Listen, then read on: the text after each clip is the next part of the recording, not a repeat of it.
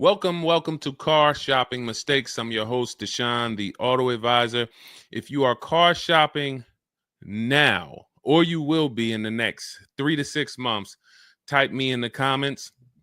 Let us know where you're at so that we can make sure that you have the advice you need to make the best car deal you've ever made and not be spending more than 30 minutes in car dealerships. The name of the game with great deals is to not be spending time in dealerships. The more time you're spending in dealerships, the worse deal you're getting.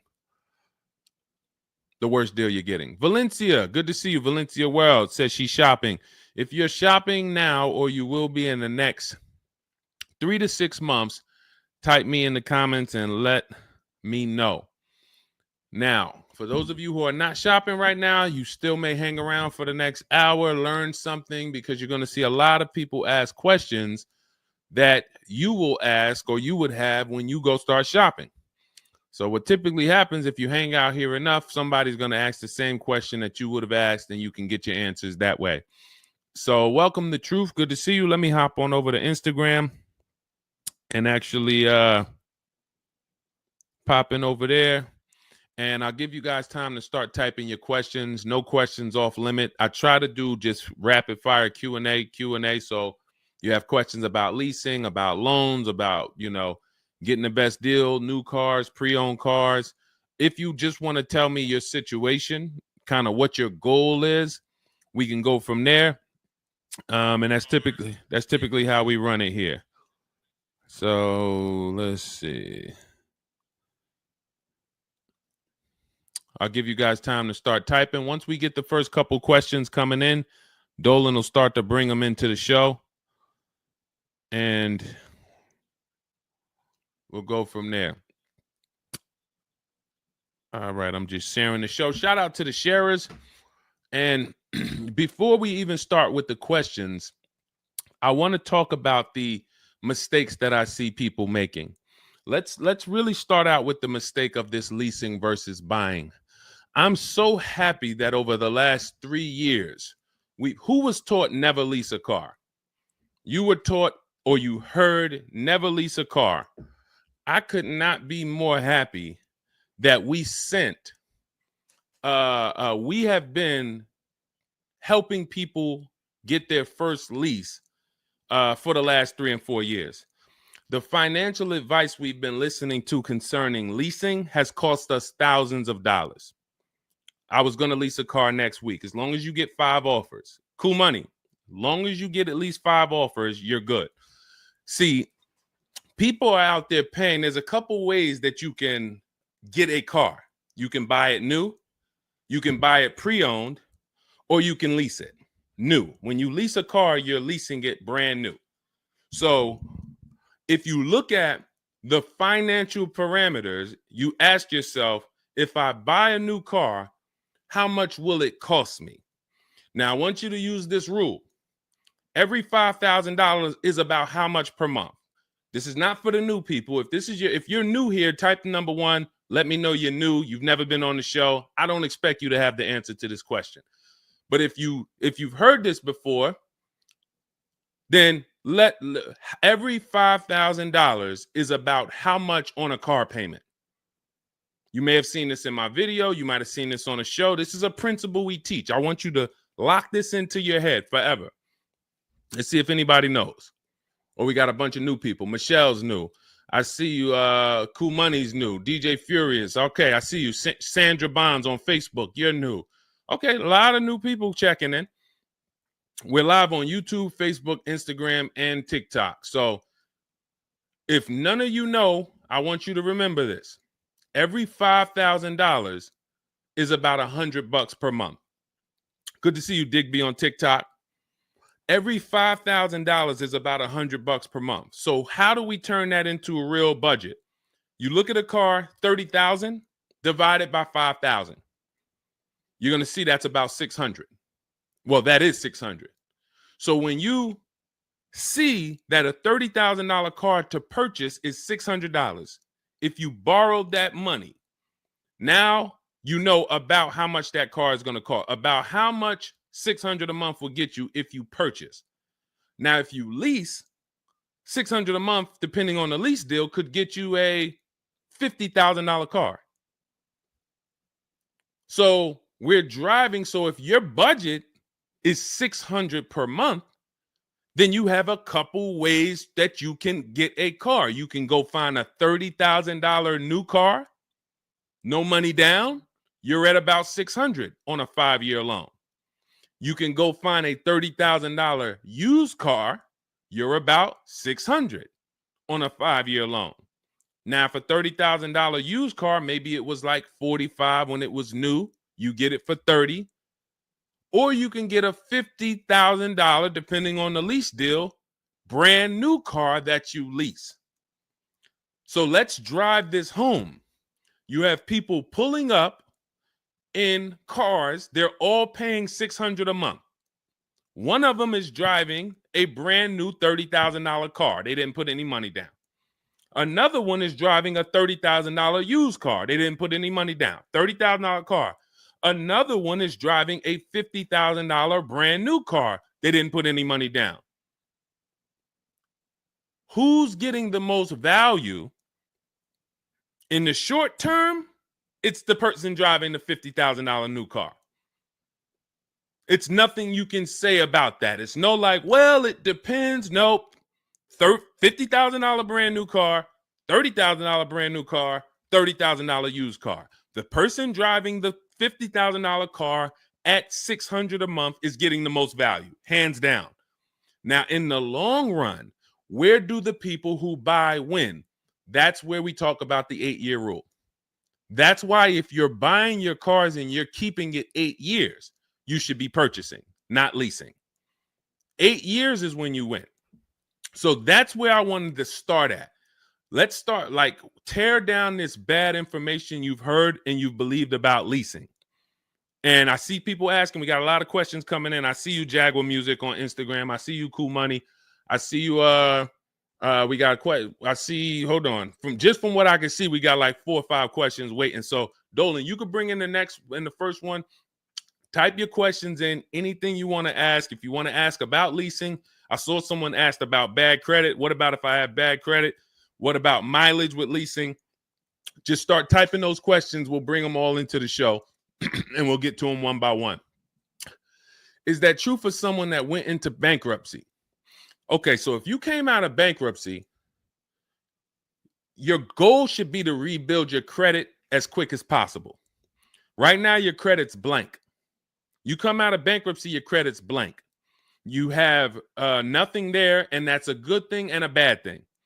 It's easy for you to build. I've seen people come out of a bankruptcy and literally they have a 700 score in 1 year. They're going to go get credit cards.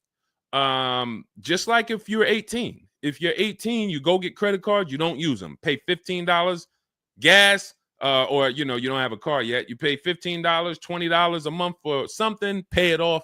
You're going to have a 700 credit score. The more you don't use your credit, the more credit they give you.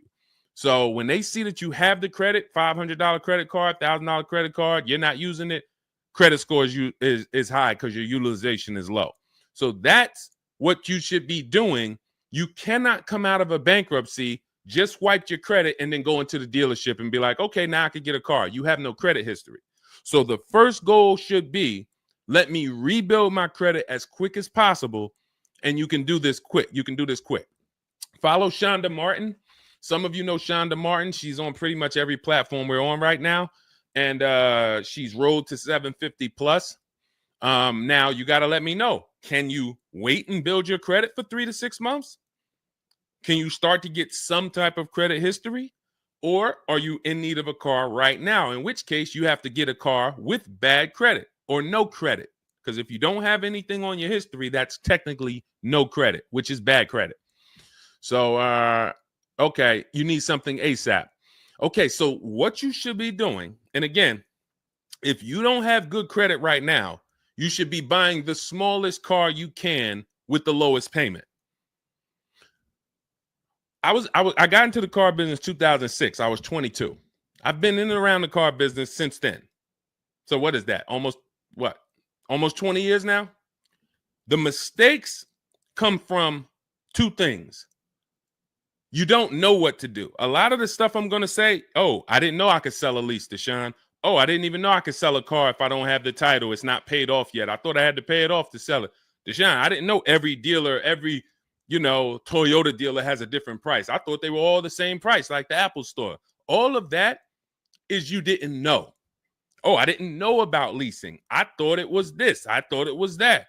I had misconceptions. All of this stuff has cost you thousands of dollars. That's you not knowing. The other problem is you know and you don't do, because now I'm going to make sure you know. So once you know, it's your obligation, or it's up to you if you're going to do. So if I have bad credit, I'm looking to rebuild my credit. I need a car right now. First thing I'm doing is asking myself, in my book, Cars from Home, first step is how many years you're going to keep the car. Because we need to determine, are you going to lease or are you going to buy? Are you going to lease or are you going to buy? You don't determine that based on how many miles you drive or, oh, I'm not. It's the 8-year rule. Are you going to keep the next car 8 years? Who keeps their cars more than 8 years? Type K. Because you're buying what we call keepers. If you're a keeper, Deshone, every car I buy, I'm keeping this thing 8, 10 years, 12 years. When the transmission goes out, I go and get another transmission. I see we got keepers. Shout out to the keepers. Michelle, we got Chantal. Who are the keepers? Sandra Bonds on Facebook. I see you. Where are the keepers at? K Mathis on Instagram. Keepers. These, you should not be thinking about leasing. Who's the keepers? See, we like to make this clear. Lon, I see you. Kara, keeper. All right. You need to be very clear, because people be like, Deshone, you talk about leasing a lot. Should everybody be leasing? No. Everyone who's not keeping their cars 8 years should be leasing. And if you don't have the credit to lease, your goal should be get the credit to lease. But so the first question I'm asking you, if I have bad credit, is how many years am I going to keep this car? Now, to those of you who, because if you don't have bad credit or if you don't have marginal credit, somebody is going to have it. There's a lot of people getting hit in this economy, and they're going to have credit challenges and need a car. Why is this important? Because let's just say I don't have good credit, but I'm a keeper. That means I'm not thinking about leasing. I'm looking to get a car that I can keep for 8 to 10 years or more, and I don't really have good credit right now. No problem, because the goal is find the best car for the best price, and then I'm going to get a loan, and I'm going to pay more for that loan because my credit is bad. I still need to get a great price on the car. We got to talk about that. Separating the price of the car from the loan. Some of you are savvy and you understand this, and some of you just mix these things together. But when it comes to getting a high interest rate because I have bad credit, as long as I get a good car, once my credit is better, what can I do with that loan? So let's say I got a great price on a car. I got a car, it's going to last 10 years. It's perfect, but I'm paying 21% interest. So I'm going to fix my credit, work on my credit. And then once my credit is good, I still want to keep this car. What can I do with this loan? Refinance. That's a simple fix.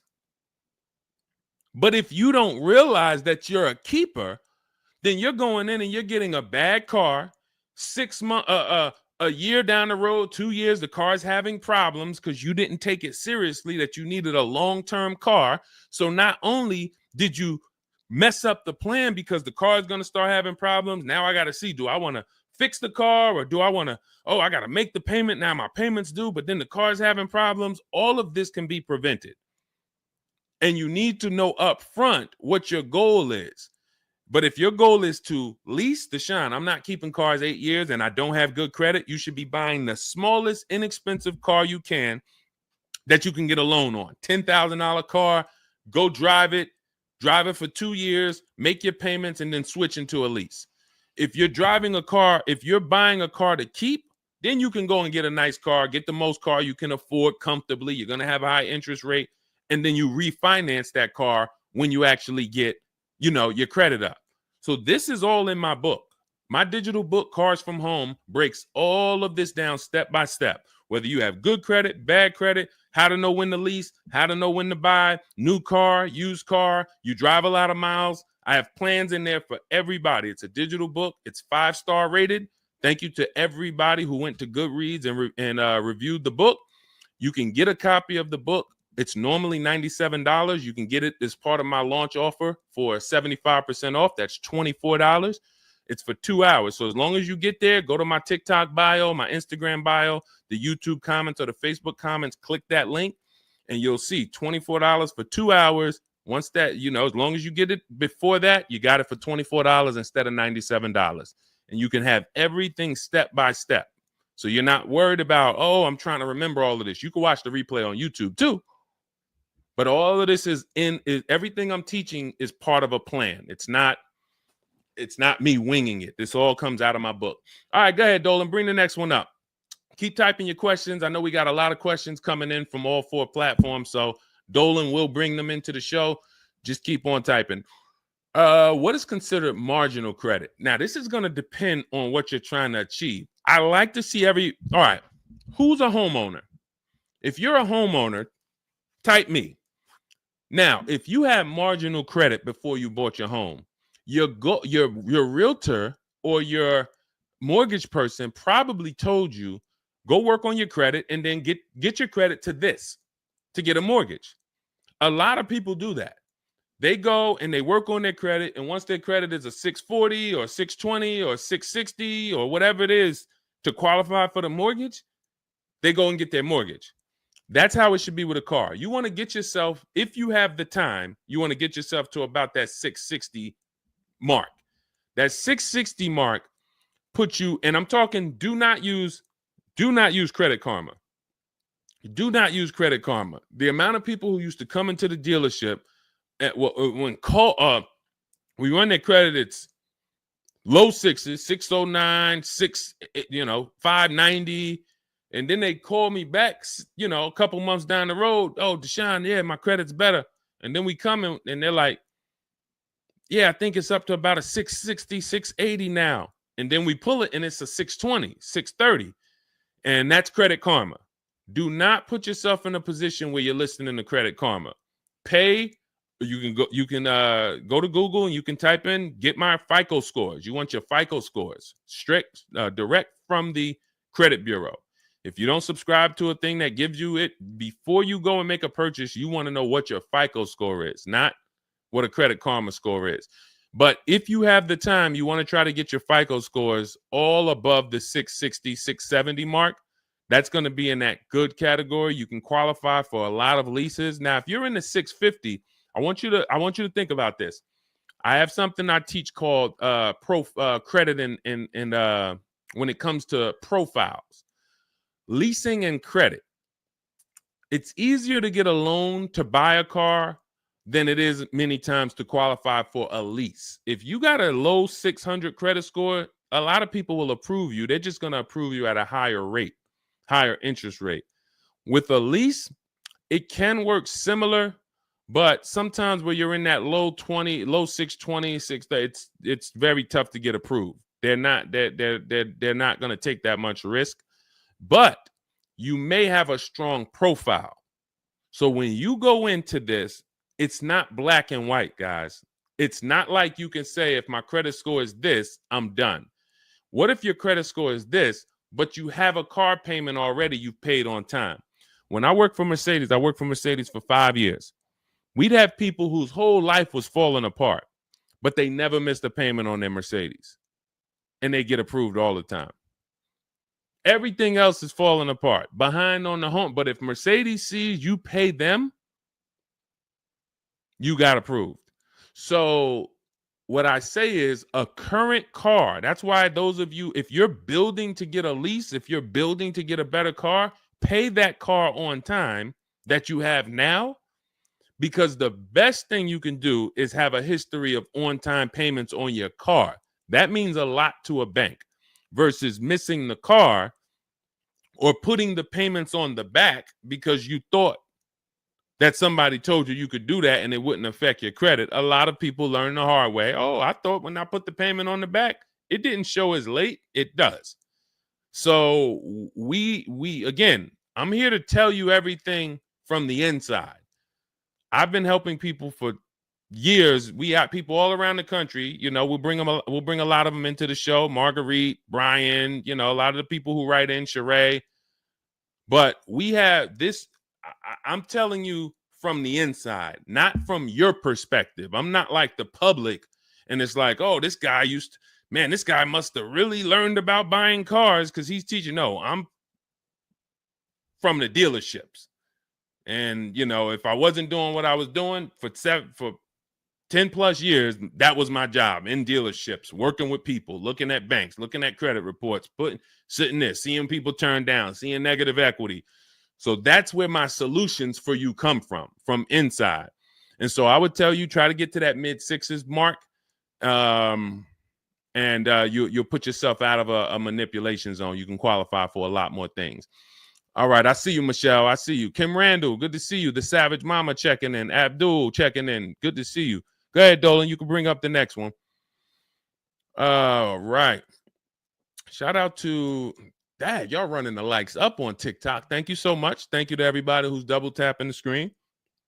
We appreciate you. Can you talk about putting money down or not when purchasing a car? So important. Listen, this is a good one. This is a good one. I don't know who asked this question, but this is a good one. Can you talk about putting money down or not when purchasing a car? So here's how you want to make sure your down payment never gets taken if you are purchasing a car. You must separate your monthly payments from the price of the car. You make the mistake sometimes of going in and saying, what's the payments on that car? Who's ever said that?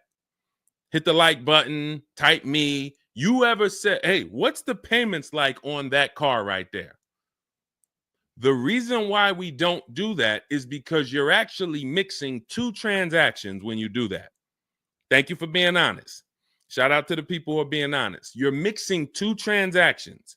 You're looking at the price of the car and you're looking at the loan details, which equate to your monthly payment. See, if you pay cash for cars, then you understand you don't care about the payments. You go in, you're trying to find out the out the door price. What is my out the door price from the car for this car? If you're doing it our way, you're doing this from home. Bunch of dealers submitting offers to you. They're out the door offers for this car to your email, bidding war. We'll talk more about that in a little bit. That's the cars from home way. But once you get the out the door price, you then say, all right, that car that I want, $32,000, including all my tax, all my fees, $32,000. I pull up my auto loan calculator. How much is $32,000 on a car payment? Well, 5 years might be around $620 a month. 6 years might be around $550 a month. Okay. Do I want my payment to be that high? If I could afford that payment, do I want my payment to be that high? You see how we've separated the price of the car from our loan and our monthly payments. This has nothing to do, and this is what we call the 3 pillars of great car deals. 3 pillars. You cannot get a great car deal if you're mixing these 3 pillars. First one, who I buy my car from. Second, who I get my loan from. Third, who I give my old car to and sell it to. That's why we don't say trade here. That's a curse word. Forgive me if I even saying it. And if, we get some questions about trade-ins, we'll explain why we don't trade cars. So we have to separate these and bid out each one. You have so many online tools at your disposal that you just don't know how to use yet when it comes to your cars. You know how to use Amazon to go buy a TV. You know how to get a subscription to YouTube. You got a ton of online tools you know how to use. Shazam, what's that song? Shazam it. But the online tools about car buying, you just don't know how to use them. That's where I come in. Our entire system is showing you websites that do this, tools that do that, And so we can make sure that we're getting the best deal. So the only way you're going to make sure you never lose your down payment is you have to separate the monthly payments from the price of the car. If you go in and say, hey, how much is that payment? The car salesman says, well, how much can you put down? Well, I don't really want to put any money down. Well, all right. If I had to, I guess I could put down like 3, 4 max though. But I'm trying to be at like $600 a month. You're working your loan out with them. That's a loan. And let me tell you how. Let me show you why you can know you shouldn't be mixing these transactions. There's big money in all of them. There's a ton of people who want to sell you a car. There's a ton of people who want to give you a loan. They don't sell cars. Let me say that one again. There's a ton of people who want to give you a loan. They don't sell cars. They want to compete for your loan. That should tell you there's a lot of money in the loan business. Then there's a ton of people who want to buy your car from you. Your car you have now. You're the one you're like, well, I just normally go trade the car in. Well, how many offers are you getting when you trade the car in? Well, I usually just get the one from whatever the dealer says he's going to pay for me. Okay. So there's a ton of people who want to buy that car from you.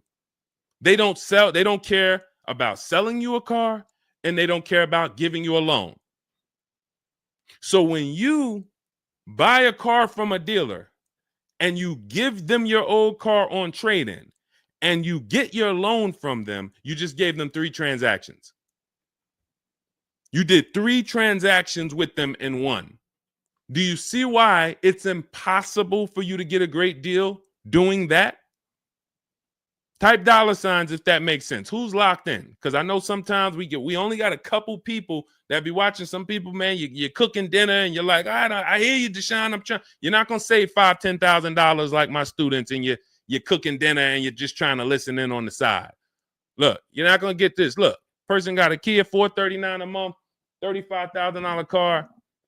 Look, save probably $6,000 off the car. Melissa, $12,000 that she got from Carvana. Let me just read something from people who are locked in, so you can, maybe this will inspire you to get locked in. All right, this is Melissa. 4 days of leasing like a boss. That's our system we follow for getting our leases. Started with a Kia Telluride as first choice. Quotes for 36 months, 15,000 miles a year. Ranged from 642 to 653. Went to a Honda Pilot. Ended up getting quotes as choice B from 616 to 713 after contacting every dealer in North Carolina. She did this from home, right from home. She got after contacting every dealer, the dealer I ended up leasing from originally quoted me 719, came back at 616 in 3 days with 0 due at signing. This is on a, where's her car at? I can't see. Hold on, 616. Oh, that one wasn't clear. All right, here, let me read this one. Thanks so much for these resources. I read the entire book last night. Already been underway trying to put my deal together. What a great book. I have my quotes together, and now I'm ready to take the next step with the calculator. Big fan of your channel and the resources. However, when we shop for 12,000 miles per year, do we adjust to 15,000? So these are people who are taking action on a plan. So when you see the plan, there's going to be different results. If you're out here winging your car process, oh, I hope I did this. Oh, shoot, I thought I watched the Instagram video. They told me don't say that. I shouldn't have told them I had a down payment. You're not going to get it. You're not going to save $5,000 or $10,000 on your car payment, on your car transaction accidentally. You don't just slip into that. So lock in and grab this lesson now. I need to separate my transactions. Who I buy my car from is one transaction. I'm going to bid it out. I'm going to give a bunch of people an opportunity to sell me this car. If I'm looking at a used Toyota Camry, I want to see every Toyota Camry within 150 miles, and I'm going to narrow it down, and I'm going to pick the best one, independent of my loan. My loan is a whole nother story, because when I shop for my loan, I'm going to do the bank bidding war where I can have multiple people. I don't even want to mention that without telling you about it, because it's like, whoa, what's the bank bidding war, Deshone? Okay, so you can have multiple banks and credit unions compete for your interest rate in a small period of time, and it's going to weigh on your credit score like one hard inquiry. Like one hard inquiry. Mamba Mentality, I love the name. I love the name. Why can't I do a super chat? I don't know. Yinka, good to see you on Facebook. IB Johnson. On one hard inquiry. So let's just say, and so when you get your loan, how do we know that 5.2% interest rate was the best? How do you know that the 7.1 interest rate was the best if you have no other offers?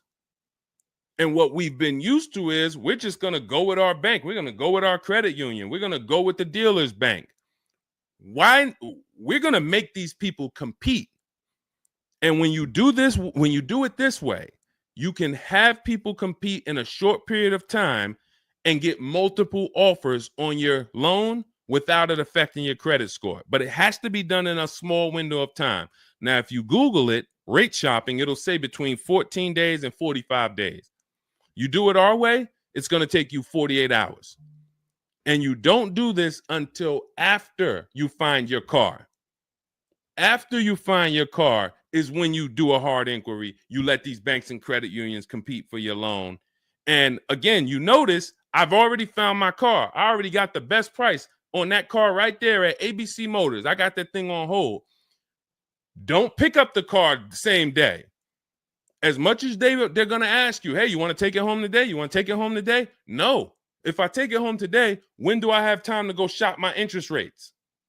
I'm not taking it home today, but let me get my buyer's order with my numbers on it. Let me go home and let me actually do my shopping for my loan and my interest from home. And then if you can actually beat that rate, it's a competition. But because you didn't know that you could let multiple banks do this in a short period of time, you're only going to your bank. You coming back with a 6.49. Well, I guess that's good. What if somebody could get you a 5.49? Do you know how much a difference between a 5.49 and a 6.49 is on a loan? Could be $1,200. This is why we're getting all the money. So again, all of this is in my book, digital book, Cars from Home. You don't have to wait for it to come in the mail. You can have it by the end of the show. It's in my TikTok bio, Instagram bio, Facebook comments, and YouTube comments. Normally $97, but you can get it as part of our welcome offer for $24. As long as you get there before the 2 hours is up, you get it for 75% off. It'll have everything in there. That is the bank bidding war. If you're not, again, before we go to the next question, if you're leaving the dealership wondering, if I was to walk up to, yo, Deshone, what's going on, man? Hey, I just got this car, man. What do you think? Okay. Did you get a good deal on it? Yeah, man, I definitely got a good deal. How do you know? If you're not saying to me, yo, man, you know how many offers I saw? Man, I got about 6 offers on this car from different dealers. This was the best one. Okay, you did good. What about your loan? No, man, listen, my bank competed, credit union competed. The dealership told me none of their banks could beat what my bank gave me. Congratulations, man, you got a great deal. But if you don't have that same confidence, you did not get a great deal. And now you're driving in a $30,000 car, $50,000 car, and you don't have the confidence that you actually didn't leave thousands of dollars in these dealerships. This is crazy. And when you get mad and stop accepting it, you'll listen to what we're telling you to do. If you think you deserve that abuse, then you're going to keep doing the same thing. That's why you got to unlearn. Okay? So separate your transactions. Who I buy my car from, I'm getting multiple offers for. Who I get my loan from, I'm getting multiple offers. Who I sell my old car to, I'm getting multiple offers. And with the internet, I can do all of this right from my house, right here. All right. That's the Cars from Home way. Let's go, Dolan. All right. Keep typing your questions. I see you, Mamba Mentality. I see Mamba Mentality got a lot of questions. Samante Love, good to see you. Jay Bass, good to see you. Yep, Jay Bass. Separate transactions. Exactly. D So Chill on TikTok, good to see you. Lisa on TikTok, good to see you. Hector Ruiz, thank you, Hector Ruiz. Shout out to the sharers.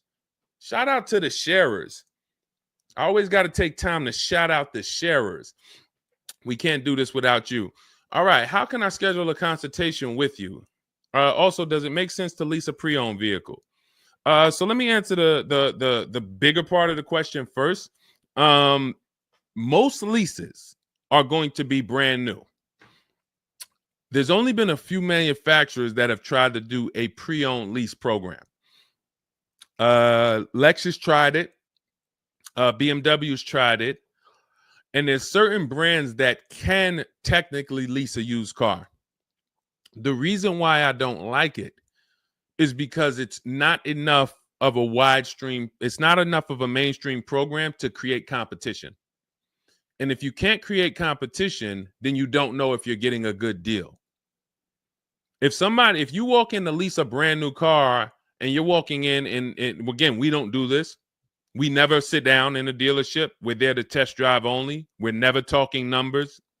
But if you are doing it the old way, you're going to go in and then you're going to get a bad lease deal presented to you. And they'll say, well, I could lease you this 3-year-old one and it'll save you like $150 a month. How do I know that's a good deal? It might be affordable. And sometimes you confuse affordable with a good deal. It's not a good deal because you could afford it.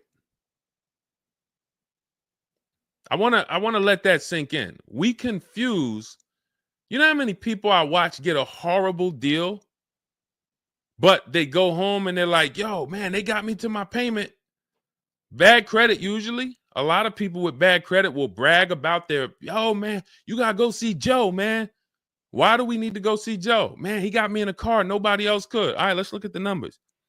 Dag, you're paying 24% interest. You know this is an 8-year loan? You know this is an 8-year loan. Oh, nah, I just, listen, man, Joe, you sending all your friends to Joe. Oh, look, and this car has 70,000 miles on it. You paid 28,000 for it? See, because they got you to a payment you could afford. So you thought, good deal. Now, I go into a Bentley dealership right now. Bentley's $300,000. And they say to me, we'll give you this Bentley for $150,000. So they give me somebody offers to give me a $300,000 Bentley for $150,000. 50% off. We're going out of business. Take it. Can I afford it? No. Is it a good deal, though? Is it a good deal? $300,000 Bentley, half price, $150,000. Many people, you don't have that in your budget to go and bring $150,000 dropping on a car. Now, if you want to do a business thing, go buy it for $150,000, quickly sell it to another dealer for $220,000. Okay, that's what we would do. But I'm not talking about that. I'm talking about just you alone. Affordability does not equal deal.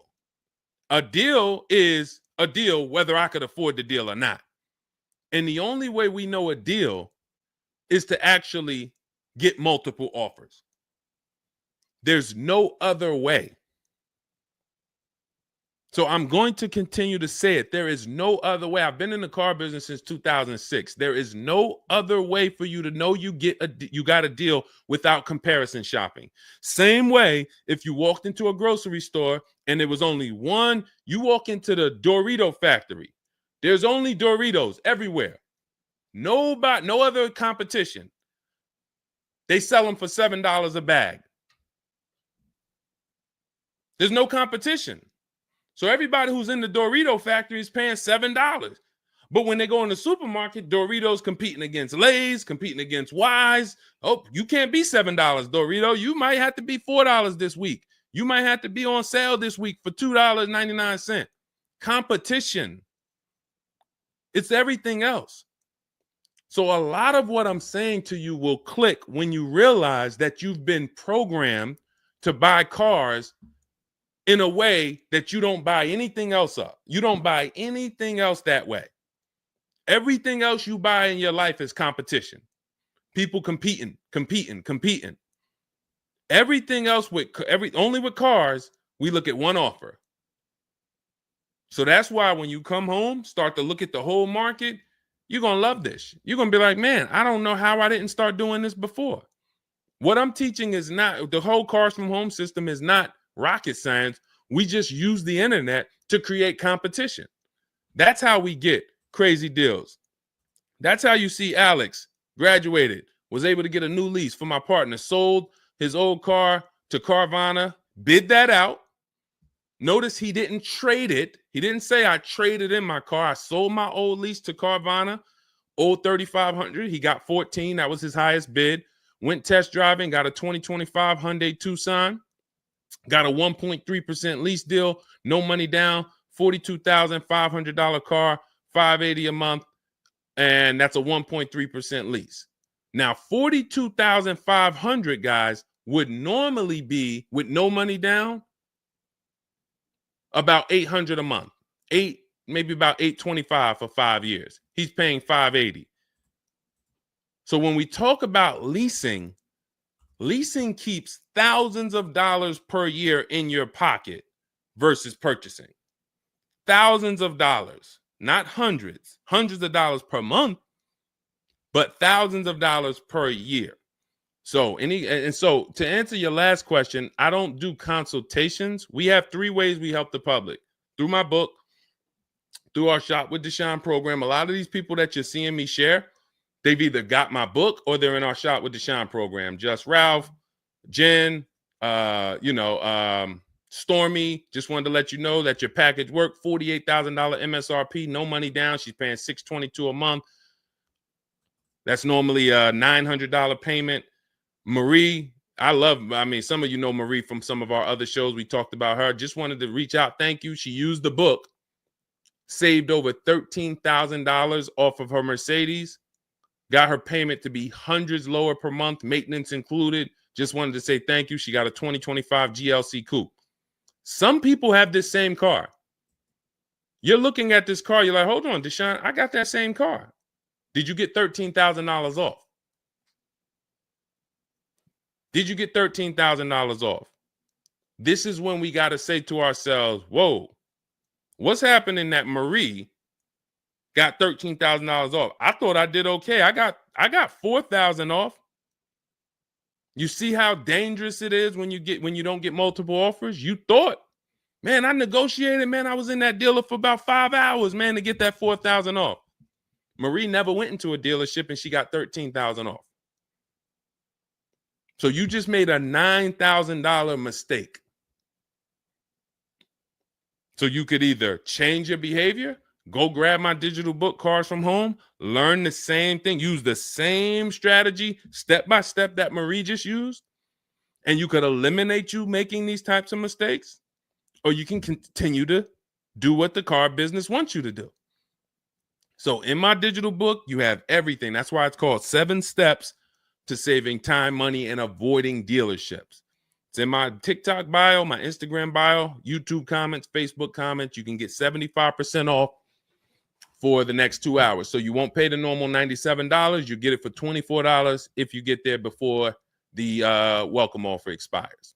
And that's a digital book. It'll be in your inbox by the time we end the show. You'll have all these strategies to use for you, your family, your spouse, your kids, to make sure every transaction you're winning. You're leaving no money on the table. All right.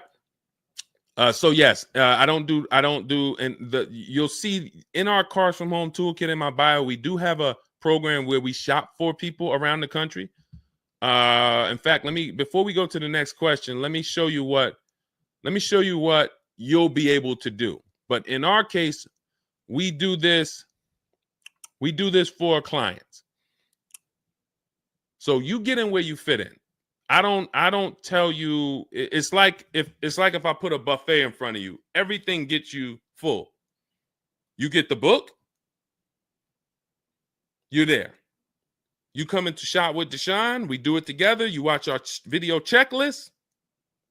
You have coaching calls, we have Zoom calls, we have a private Facebook group. You get to your goal. Or you can, if you qualify, you got to have the credit. You got to be shopping for a new car. You can look into our Done For You program. You can book a call with our team. But here's an example of how big of a margin these offers. I want to show you the difference between some offers here, because some of you don't really see it. Hold on. I got to label these better for our next show. Okay, here's an example. So we can see here for this particular car, the payments ran, all of the car itself is $64,000.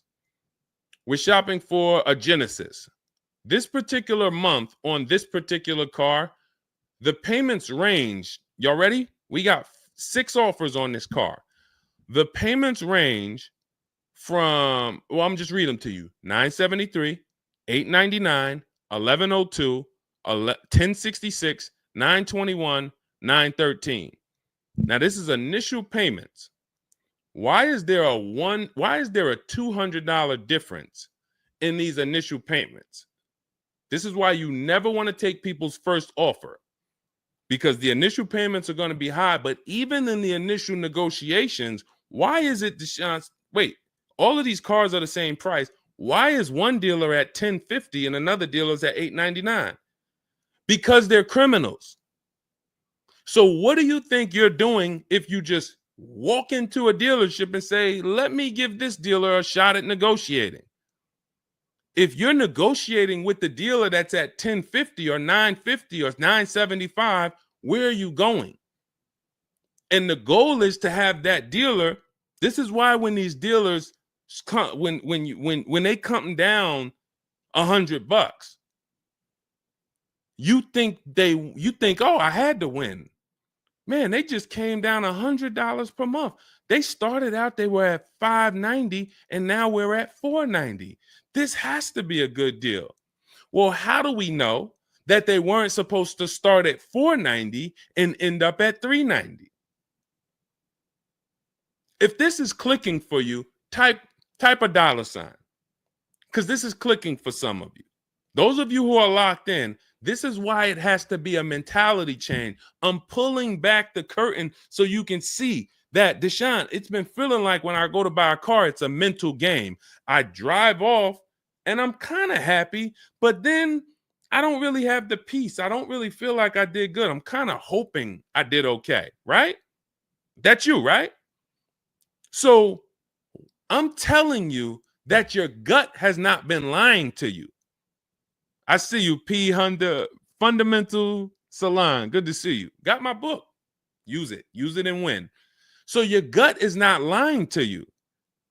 I'm just the one from the inside coming to tell you that you closing your eyes and hoping things go well is not working. It's not going well for you. If you looked at other people, they're doing better. If you looked at people with strategy, they're getting cars for $200 a month less than you. They're getting $5,000 off less than you. They're leaving knowing that they got the best deal because they saw so many offers. You're hoping, and that hope is not leading to that hope is a bad strategy. So what you want to do is you want to change your mindset and realize that the dealer's whole goal is to keep you from shopping. If you burn that into your head about the car business, the entire goal of every dealership is to keep me from shopping their competition. And if you know that, then you're not going to go into the dealership. You're going to say, all right, how can I be at home and do this from home? Again, that's all in my book. But even if you want to make calls, there's some people, you've been on to this since 4 years ago, 10 years ago. You're like, Deshone, man, I knew, man, I don't go into those dealerships. I call around, I'm going to get me a bunch of offers. And by the time I get there, that's when I'm picking up my car. You've been on to this truth for a long time. Some of you, I'm not telling anything new. Some of you, you're like, whoa, I didn't know that really. I thought that it was all about going in and just negotiating. No, because 80% of dealers are never going to give you what we call a below market deal because they got too many other people walking in that's willing to pay a higher price. So you have to find the dealer who is going to give you that low payment out of the whole market. That's why this is a bidding war. And when you start to do this, you're going to be like, yo, why does it seem like this is kind of fun now? I kind of enjoy this. Is like a game. And you're the prize. So instead of feeling like you're begging, oh, come on, can you do another $500 off? Come on, man. I'm only asking. Get me from 520 to 499, man. You're begging. So instead of begging, you got people now competing for you. Whole different story. That's what we want. That's the transformation we want for you today. All right, let's go. Dolan, next question. All right, Fundamental Salon, I see you. I see you, Jay Bass. I see you, Randall Pine Straw. You got the number 3 gifted badge. Thank you. Y'all lighting up the lights on TikTok. Thank you so much, Monica 9300, BKS Aggie, Timothy Garces, Drew Saberton reposted the broadcast. Thank you so much. Shout out to everybody sharing this. What about military personnel? What's the question? Just rewrite that question because I don't know. What's the question? I know what about military personnel. I don't know. Are you asking about military rebates? I don't know. So just kind of give me a full question, and then I'll be able to give you a better answer. Hello, I'm planning on purchasing a 2025 Escalade. Any negotiation between the MSRP and the invoice? Of course. Now, if you walk into a dealer and you say something like that, what is the dealer going to say? So let me ask everybody who's watching. We're live on Facebook, TikTok, Instagram, and YouTube. If this person casually walked into the dealer and said, hey, is there any negotiation between the MSRP and the invoice? What do we think a smart dealer is going to say? Not an honest dealer, a smart one. Thank you, Sassy. No. No. And you know what's crazy? They're going to say it in a way that makes you believe it. So if I put my car salesman hat on and I switched it to kind of for myself, this is what it would sound like. Or is there any negotiation between MSRP and invoice? Not really. On these cars, I mean, we don't even have a lot of them. A lot of people are trying to get them now because the tariffs are about to hit. And even though this is an American-made car, some of these parts, they're produced in Mexico. So there's not, we really like to, a lot of dealers are selling them over MSRP. In 10 seconds, I just took you to, whoa, but can I get MSRP though? See, that's why I'm never training you to go in and negotiate with people that negotiate every day, 3 times a day for the last 10 years. You're just not going to be a match. You might negotiate office furniture. Yo, Deshone, I do office furniture. A car salesman couldn't come in and negotiate with you on office furniture. But you can't go into a car sale and negotiate with car salesmen because, again, the psychology, we just know every question to ask, everything to say. It's a mind. And so some people use it for good and some people use it for evil. And so how do we find out what the discount is on the Escalade? We talk to multiple Cadillac dealers. Now, if you're doing it our way, in my book, I have scripts that I wrote for you. It's all by email. So there's a reason that people can actually go in, use this book, use these scripts, and come out with great deals. This is Trey. Trey got 3 cars using our system. He says, my son was in the market in 2025. He just got a 2025 Blazer. He said, I started sending emails in the wee hours of Tuesday morning. So those are email scripts that I wrote. They're in my book. You have access to them when you get my book. You're using all my scripts. We're not talking. We're not doing any of this by mouth and saying, oh, I got to remember What did Deshone say? Don't, oh, I didn't want to say that. None of that. There's no room to make a mistake. We're just typing, copying, and pasting. He says, emailed 25 to 30 dealerships, got 8 offers, closed the deal in 2 days. 2 days. So some of you, you're like, Deshone, I need a car in like 2 weeks. No problem. Trey got his in 2 days. So once you start this process of engaging with the dealers, you'll get a car in 3-4 days if you're slow, because that's the way it's set up. So he gets a $56,000 car. He closed the lease at $560 a month on this Blazer electric vehicle. $560 a month, first month's payment due at signing. That is a $56,000 car. And he's gotten 3 cars. He said his first one with our system was 2.5 years ago. He leased another vehicle for his daughter last October, and now he just got his son's lease. 1.5% lease, a 1.33% lease for his daughter, and a 1% lease for his son. So if you're doing it our way, you're sitting at home, you're getting multiple Cadillac dealers to compete by email, and then you're going to see, oh, this one's going to take off $2,000. This one's going to take off $5,000. These 4 are taking off nothing. This one, he's charging $3,000 over the list price. Oh, here's the winner. They're taking off $5,000. That's the best offer. Now, sometimes you get a deal like Sean, and we never know when the bottom is. Or let's take this Genesis. Perfect example. This is a 2025 Genesis GV80. As you can see right here in writing, if you're on TikTok, you can't see, but if you're on Facebook, YouTube, or Instagram, you can see. You can see, let me just take that comment down real quick, Dolan, so I can show the discount at the bottom of that sheet, please. Just snatch that just for 1 second. Look at that. $8,469 off retail price. Brand new 2025.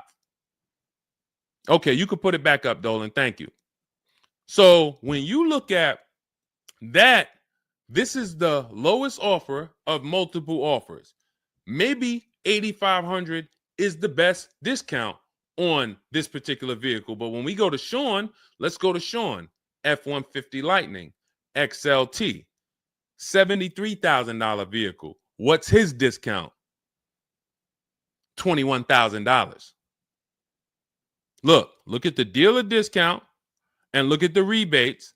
And every dealer is not going to tell you the rebates. Some dealers will not be honest with you about the rebates. They'll hold some of them or they'll hold all of them. When he got all his offers, he saved $21,000 off the price of the car. So how do we determine, to answer your question about the Cadillac Escalade, what's the discount between MSRP and invoice? We don't know. Could be the best discount could be $3,000. The best discount could be $5,000, could be $10,000, $12,000. We don't know. And because you don't know, you cannot negotiate. If you knew that the best discount you could get on a Cadillac Escalade was $8,000, you knew that, then it would be easy to negotiate. I'm just going to go on. All right, man, come on. You're at $6,000. Nah, man, I want another $1,000 at least. I'll let you keep the last $1,000, but you got to get me to $7,000 because you know the bottom, $8,000. No car that we go in to get do we ever know what the bottom is. So what you're doing is you're feeling for the bottom. But if Sean thought $10,000 off was the bottom for his F-150 Lightning, then he wouldn't have got $21,000 off. That's the danger. So when I say to you, you're leaving $3,000, $5,000, $7,000 on the table, you can't say to me, Deshone, no, I'm not. Because I get so many offers, man. I know I'm not leaving money on the table. You don't know you're leaving money on the table. I got $8,000 off my Infiniti truck I got when I leased it. How do I know that was the best offer? Because I had 7 other offers. I had 7 other offers of Infiniti dealers that I went back and forth with by email. This one giving me $3,000 off. This one $4,000. This one $6,000. This one $6,000. This one we'll do $8,000 off. You got it. You won. Took me 60 minutes. This is where I want you to get new cars, used cars. You're making your deals from home. You're the prize.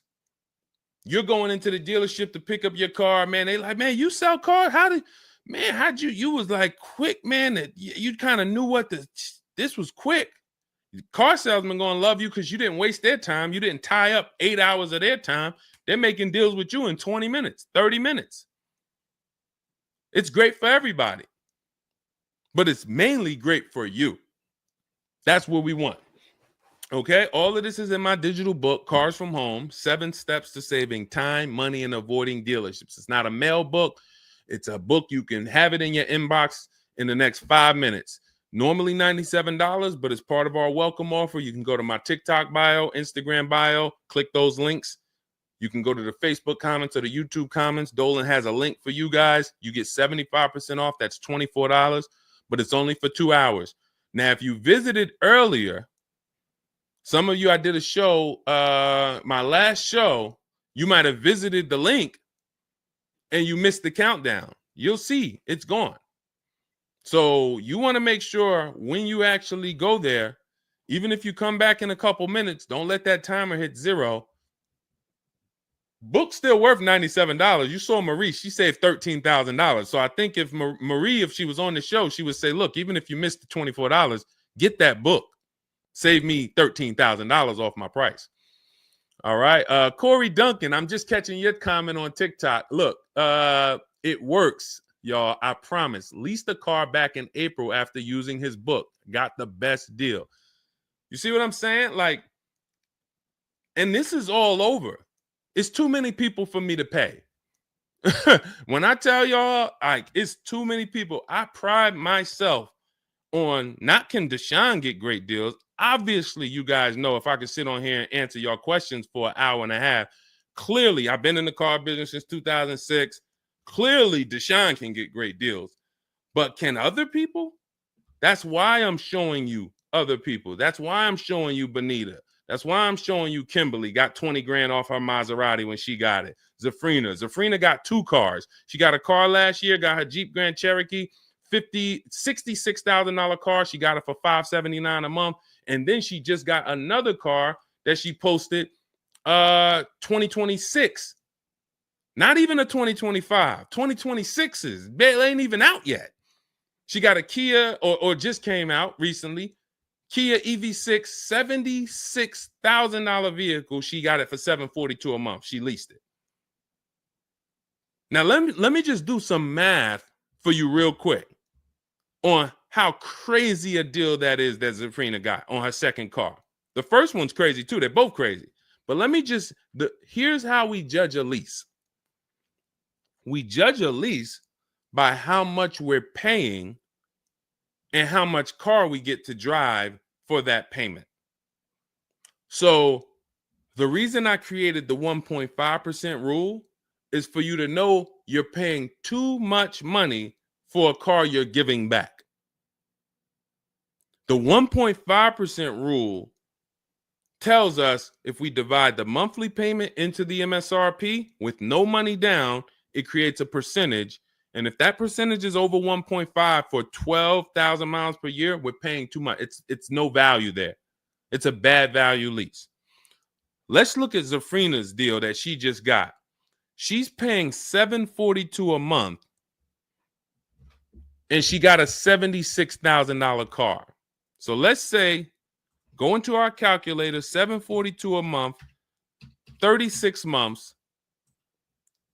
That equals $26,700. That includes taxes, everything. That is how much she's giving them for 3 years to drive this car. $26,700. It's a $76,000 car. You don't have to be a mathematician to know that if you walked into a showroom and you saw a $76,000 car, once taxes and fees and everything were on top, it's over 80 grand.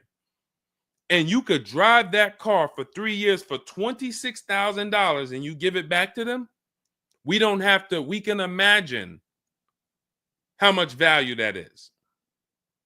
So that's how we judge a lease. And the more I pay, the more I have to look at, okay, is this a good lease deal? Is it a great lease deal? Is it a steal? Zafrina got a steal. Anything 1% or lower, it's a steal. From 1% to 1.5%, that's a good deal. Well, let's say from 1% to 1.25, great deal, great value. And then from 1.25 to 1.5, good lease deal. So it's good, great, and a steal. Any of those is good. It depends on the vehicle, and it depends on how well you get offers, because different vehicles have different lease programs. But once we get, you don't walk into a dealership and say, hey, get me the 1.25 or get me the one. You don't do that. You got to see what the best offer gets you. But this is where you want to be at. Empowered shopping. Okay. Thanks, Randall. I'm working on my lease deal now from the book. Way to go. Way to go. All right, Dolan, go ahead. Pull up the next one. I'm going to take a sip of water. I see we still got a lot of questions to get to. Let's go.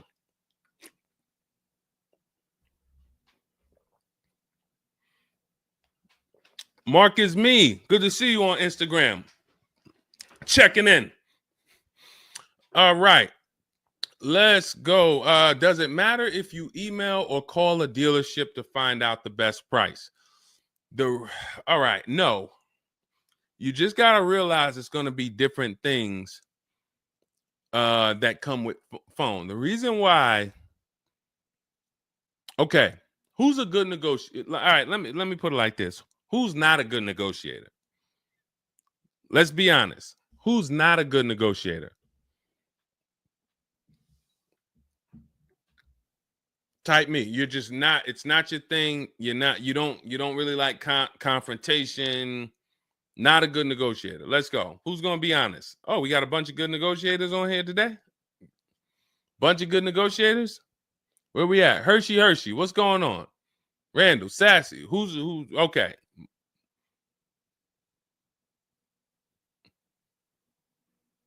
Okay. Couple people that want to be honest. Everyone else is a great negotiator.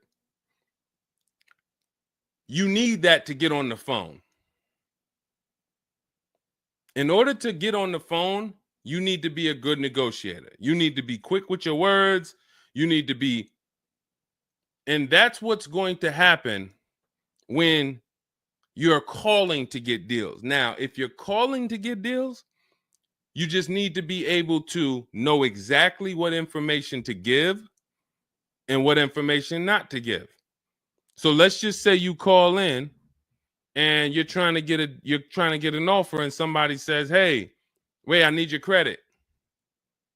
Okay, are you gonna say, "Well, no, actually, the people who I've been working with, they haven't been asking for credit. Just assume tier 1," or are you gonna, fumble through that? And if you so this is what you're going to get. That's why I say if you're calling, you could try asking for sales managers. But the reason why email far exceeds getting the offers by phone. Now, look, getting the offers by phone is way better than walking in. But if you get the offers by phone, you still have to you have to try to lock down who the good dealer is, because you're not going to really have anything in writing. And that could be a problem. That could be a problem, because whenever you're going in and you're thinking this, that's why everything we do is from home. Your credit app is done from home.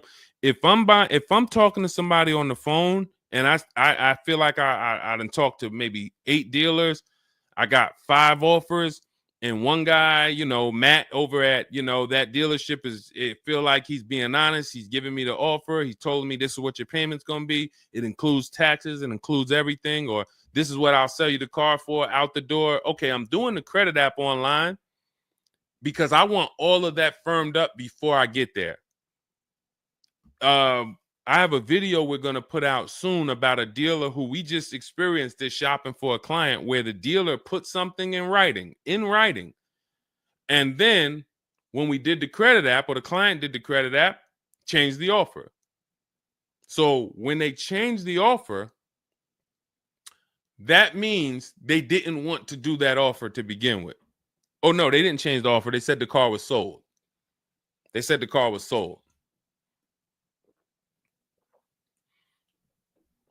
Me knowing what I know that what they wanted to do was tell you one thing and then they wanted you to come in so that you could so they could raise the price on you. This is why we are not going in until we do our credit app online. And when I tell you we are doing everything from home, except the test drive, we are doing everything from home.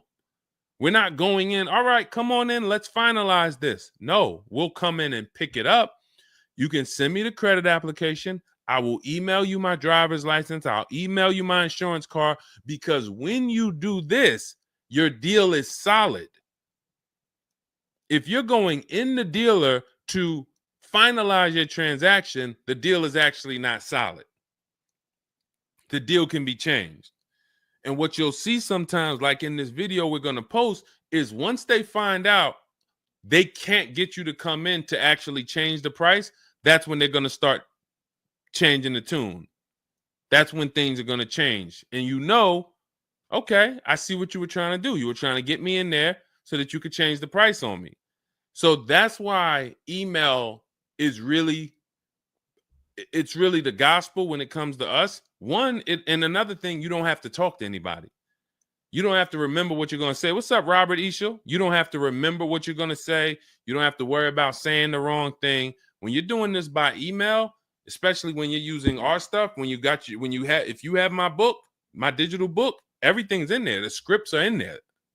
When they say, when can you come in? We have a script. When they say, hey, we only give quotes on for people who are in here, we have a script. When they say, hey, I don't have this car, but I might be able to get it for you. Are you open to that? We have a script for that.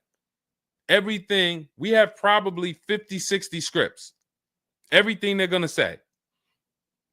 So that allows us to have conversation by email. We're not just emailing. We're having, Marcus Me asked, I see a question about warranties. I got you. Hang on. Mark, we're not just emailing, we're having conversations by email. Big difference. Conversations by email move things forward. Oh, we can't do this. Oh, how about this? Hey, it's a back and forth. That's why our scripts are so powerful, and they move things forward and they keep it on your agenda. So again, me, myself, I could do it either way. If I was doing one car deal, I could call around. I'll ask for sales managers. I'll talk to the sales manager. I'll try to get a car deal done. But it's the transferring of information, and this doesn't work on a used car. So this only works on new cars. So if I was buying a used car, it's a whole different system.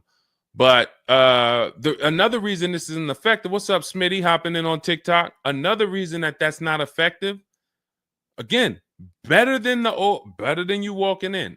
I'm just being straight up with you. If you told me is that better than me walking in? 100%. Get on the phone.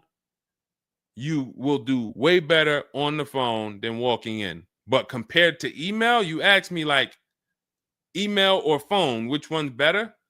Email crushes it because I can have conversations quicker. I have stuff in writing. I don't have to worry about not having something in writing, and I show up and I thought that it was this and then it's that, and then it's nothing I need to remember. Yeah, I think that's enough. I think that's enough. So again, in my book is all the scripts. And without you knowing what to say when they say this, then the conversation is going to move slower and you'll be typing everything manually. What should I say to them?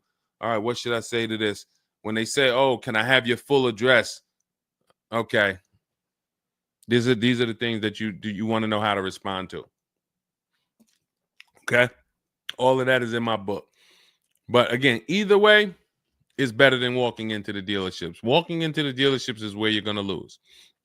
All right, go ahead. Next question. Kevin Carroll, Jamie Rodriguez. Good to see you. How do we apply for a soft credit pre-approval? You have to find a bank or a credit union that does it.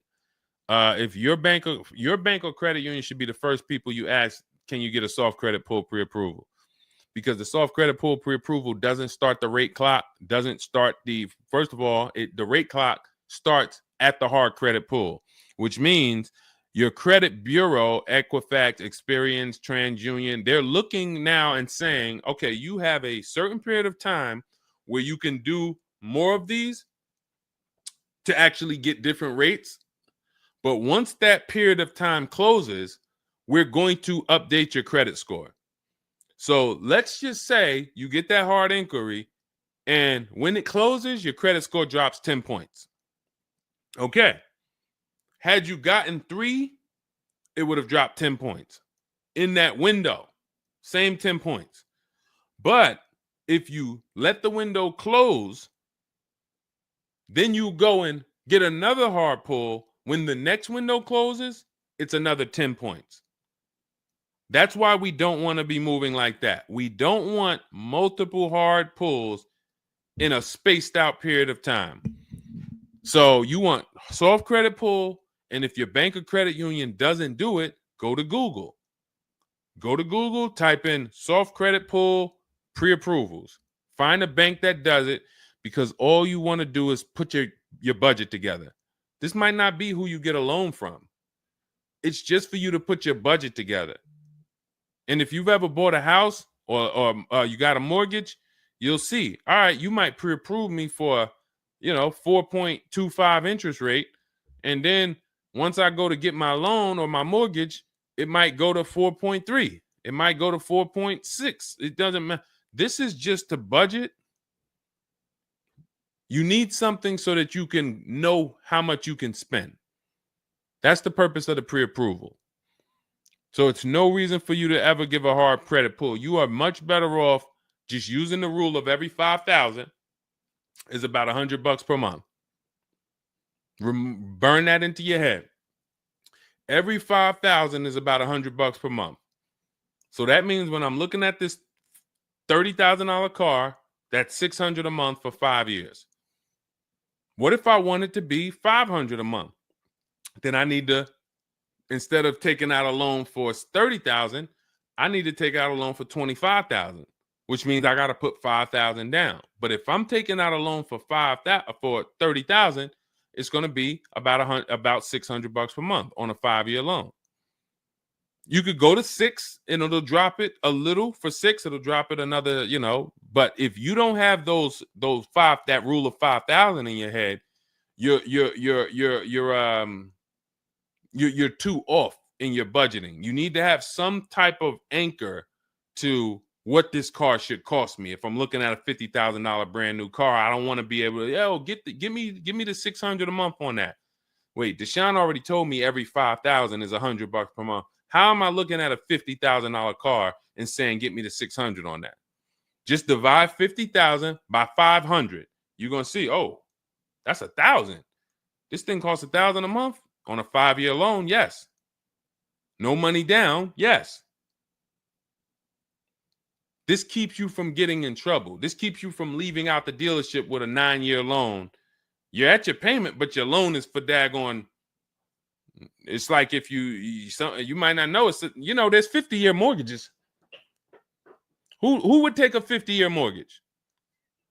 Anybody? Anybody volunteering for a 50-year mortgage? Any takers? I didn't think so. No. Why? If you went into a house, $500,000 house, and they said your payment is this for 30 years, but if you take a 50-year mortgage, it drops to this. Nobody on here would be like, okay, yeah, give me the 50-year mortgage. They're available because we've learned that 30 years is the longest you would take a mortgage. And that needs to be 72 months with cars. That's why I tell you 72 months should be the longest you ever consider for a car loan. And if you go in with these parameters, nobody can take advantage of you. All right. All right, let's go. We'll wrap in a car. We're almost done. I say let's go. I see we got maybe one or two more questions. We'll see. For lease, I can only go through the dealership finance department. We'll bring that one in next. I see you. I see you on TikTok. Anita, I see you. What's going on? Warranty extensions worth it? Oh, you mean extended warranties? Okay. Are extended warranties worth it? Depends on the car. If you with warranties, you're asking yourself, what's the odds that things are going to break on this car? And then how expensive are they to fix? And this is why when we get cars, we do something in step 4 of my book. There's a 5-minute process we do. It's a Google check where we check reliability. Every car you look at, you should be typing into Google 2025 this reliability. If you're buying a used car, you should be typing in 2023 Kia K5 reliability. And then you skim those articles. Thank you, Renee Cunningham. You skim those articles, and then you see, what are the third parties saying about this car? Are they saying the reliability is less than normal or less than average? There's tons of people who were in love with a car, and then they do this 5-minute exercise and they see owners are reporting electrical issues with the car, software problems with the car. Owners are complaining about the infotainment system in the car. So this is what we call bad DNA. This is not something that when we buy used cars, you'll see in my book and you'll hear me talk about on the show. We screen down used cars with title history, service records, accident history. That's how we make sure it's a quality used car. Title, service records, accident history. But you could put all those things together, and if you got a car with bad DNA, it has electrical problems, none of that will fix it. So, Deshone, I did that whole search you told me, man. I did everything. I narrowed it down. I got a good car. I got the best price. But, man, the car is giving me problems. You skipped step 4. You didn't do that Google search I told you to do, right? No, I didn't, man. I didn't do it, man. I skipped that. That right there, now you got a great deal on a bad car. So the things I'm telling you to do take 5 minutes. Nothing that I have talked about on this stream takes 2 hours or 1 hour or 45 minutes. Shoot, I have my car in 60 minutes. I do the whole process in 60 minutes. So not one thing I have told you takes more than 15 to 20 minutes at a time. So this is a 5-minute exercise concerning this question somebody asks, are extended warranties worth it? So extended warranties cannot fix a car with bad DNA. You want to skip that. So once you find out, okay, I got a car. For example, there's certain Nissans, when you pull them up, you do you're going to type in the year, the make, the model, longevity. Going back to the keepers. Everybody who answered earlier, they're a keeper. You buy your cars, you keep them more than 8 years, type K for keeper. You don't lease. I don't want you thinking about leasing. But if you're keeping, you need to think about warranties. Just like people who lease don't need to think about warranties for the most part, unless they're a high mileage driver, they're getting a high mileage lease, they're not thinking about warranties. So if you're a keeper, you're thinking about warranty, which means you need to look at longevity.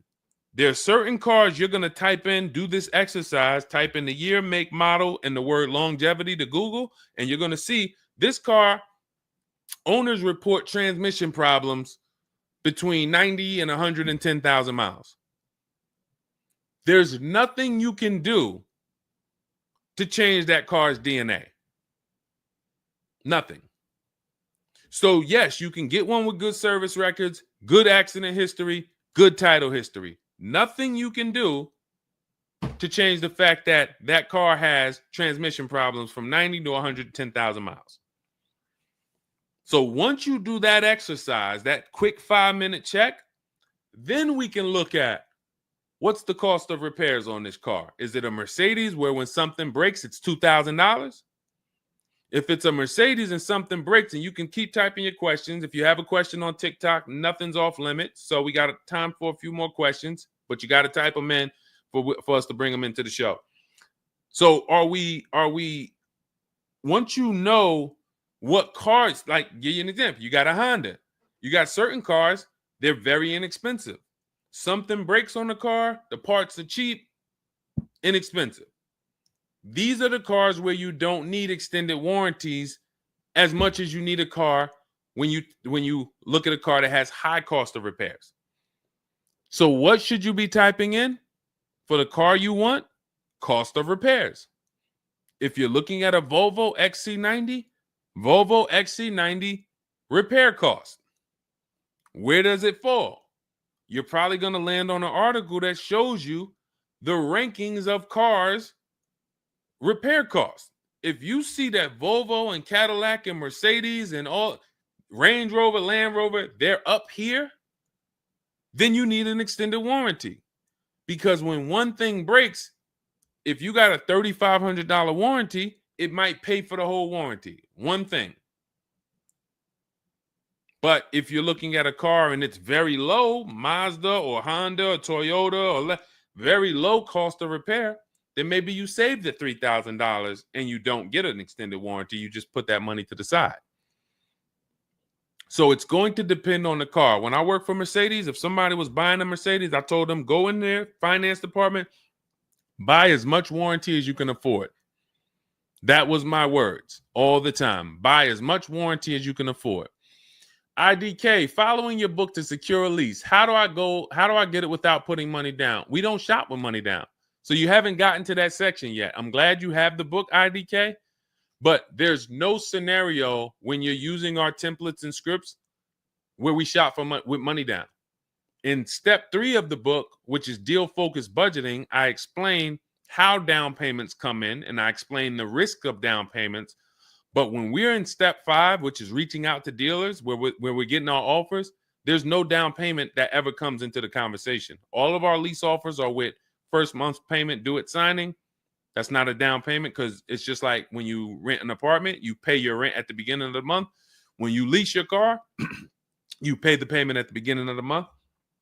And that's it. That's not a down payment. That's your first month's payment. But no, all you do is just follow the book. There's no again, and stay on the steps. Here's what I want to drive home when it comes to this book. And I see we had somebody, Linda March, on Instagram. I see you. Grab Linda March's question, please, on Instagram, Dolan. Do not read this like this is some seminar. There's 2 types of people who use the Cars from Home stuff. All of our stuff is made to be like you having a conversation with me. If you jumped on the phone with me and you said, Deshone, this is what I want. What's my first step? I would give it to you and then you go do it. I wouldn't say to you, okay, Linda, you're going to do this. And then once you do that, go and do this. And then once you do that, go and do this and then do that. And then by the time you finish this, you'll see this on this website, and then you'll be ready to pick up your car then. How would that go for you? Carrie Ann, Gifted Hands Cash, good to see you on Facebook. Well, how would that go for you? You would be like overwhelmed, confused, messing up. That's the way it is when you get my digital book, Cars from Home, and you read it straight through. What you're seeing all the steps. The last step 7 is delivery or pickup, and I'm congratulating you. You did it. The step before that, we're going over paperwork in the finance department and extended warranties. You shouldn't be there because you should be going through step 1, checking it off. Deshone told me do this. Step 2, check it off. Step 3, and then once you get to step 7, which is delivery, check, just picked up my car. It's a checklist, not a Bible or a almanac for car research or car studies. That's not what it is. And so I want to let you know that so that you don't come in thinking you're about to learn a lot about cars. In fact, that's how it was when I first started. My first book was called 52 Car Buying Questions Smart People Don't Ask that cost them thousands. 52 car buying questions smart people don't ask that cost them thousands. That book's not for sale anymore, but if you Google it, it's highly rated. People loved it. People said, Deshone, I use this book, man. I learned so much and I got a good deal. Because I still was teaching you how to get to the multiple offers, but it was too much information. That was when I came and I started teaching and I said, I want to teach you everything I know. No, the way my book now is, Cars from Home, 7 Steps to Saving Time, Money, and Avoiding Dealerships, is to get you right from where you're at to your car. 90 minutes, 2 hours from home. Boom, boom. Little small exercises here, 10 minutes here, 5 minutes there. Boom. All right, I'm picking up my car. So that's why we have the success stories that we have, because of the fact that it's a focused step-by-step book. Okay? So you can get your copy in my TikTok bio, my Instagram bio, the YouTube comments, or the Facebook comments. It's 75% off. That's the welcome offer. It's normally $97, but you can get yours for $24 as long as you get to my bio and Instagram, TikTok, or the YouTube comments or the Facebook comments before that 2 hours expires. This is Brian, just got his first ever lease using the book. Thank you, Brian. 2025 Honda HRV, $30,000 car, $395 a month. That's a 1.2% ratio. No money down. Initial quotes from that dealer was $434, and he used the counter offer calculator and got it down to $395. So that's his best offer, not to be confused with his only offer. That's his best offer that went from $434 down to whatever he ended up paying to get it to 1.2%. So that is how you want to do it. Step by step, go grab your book.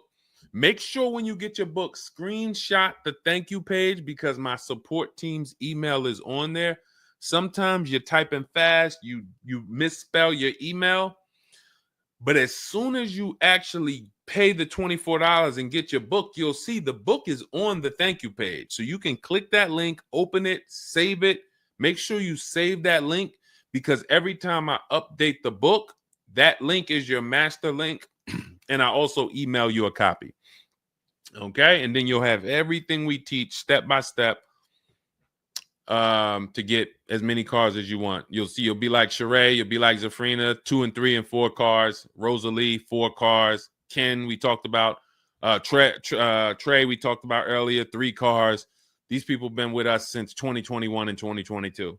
So if you're new here, you got people that's already 3, 4 cars up on you using what we use, and catch up. All right, go ahead, Dolan. I saw we got a couple more from Carrie Ann. We got Linda March.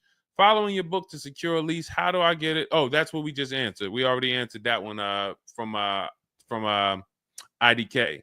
I saw you grabbed it, but I answered it before you grabbed it. Carrie Ann Gifted Hands. Evening. Okay. Can a dealership... I'm sorry. I'm having trouble reading.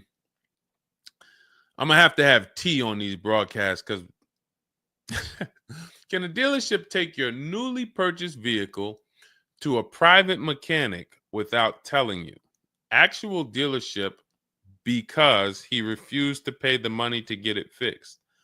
Can a dealership take your newly purchased car? So if they're taking it to a private mechanic, then it most likely does not have a manufacturer warranty, because if it had a manufacturer warranty, for example, Kia has a 10-year manufacturer warranty, bumper to bumper warranty. I think it's 10-year bumper to bumper. But when the manufacturer puts a warranty on a car, dealerships don't really want to take it anywhere, because the manufacturer is covering the cost. They're covering the cost of the parts. They're paying the dealership for the labor. So it sounds to me like you got a pre-owned car and it was newly purchased to you, but it doesn't have a warranty. So they may have offered you some form of warranty. Maybe they put something in writing, and whenever you buy a car, you should have something in writing on the buyer's order. This is why we have a whole step in my book for paperwork and protection. That's step 6, because you need to have certain things in writing before you actually take delivery or pick up. But it sounds like they probably had an in-house warranty, like, hey, if you come back, you got 30 days or 3,000 miles, or you got 90 days, and if anything goes wrong, just come on, bring it back. And now you brought it back because you had an issue, and they're looking and saying, well, our guys can't fix the issue, or we don't want to pay our guys to fix it. We're going to pay, this guy over here, and he's going to fix it. He can do that because there's nothing in writing that says he can't do that. And she said, correct. Ask me how I know. I swear, the reason why I invite you into my world, guys, is because everything that you think is complex is totally normal for us. That's a crazy situation for you. I can tell you exactly what's going on because I've seen this situation for the last 20 years. So when you're coming into our world, it's like, wow, this guy really knows. I see why he can kind of keep me calm, because this stuff is calm for me. That's where I want you. It's like being with somebody and you're going into a scary situation, but they've been here 200 times. Oh, it's dark back there. No, nothing ever comes from back there. When we get up here, you're going to hear some sounds in the bush, but that's just little raccoons and they're harmless. They actually like, oh, okay. You start to get more comfortable because the other person has been here a lot. So there's nothing in writing that says he can't do that.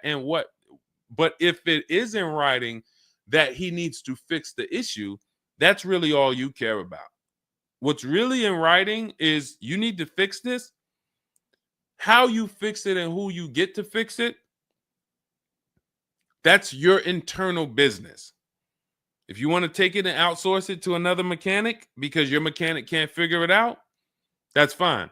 Some dealers have a relationship with a dealer up the road. So if, a used car dealer might take it to a Subaru dealer if it's a Subaru, and they might, but their thing is they need to get it fixed because they're obligated. You said just purchased it, went back into the shop 2 weeks later, still did not have it back. Exactly. So they're going to try to do everything possible to get it fixed. And that may include taking it to someone who they think can fix it. Now, I assume, are your payments due? Did you start a loan? Because this is different if you have a loan and you have my car and I have a payment due in 2 weeks or 3 weeks or 1 week. And if my payment is due, then I'm going to actually wait probably 1 month. And if I don't have anything in writing of when I'm getting this car back, then I'm going to make a police report. And because now I'm getting ready to either unravel this deal. You got to give me a car. I need to, and watch this. Why the police report? It's to document what's happening. First of all, people don't like to see police pull up to their, it's leased. It's a brand new car.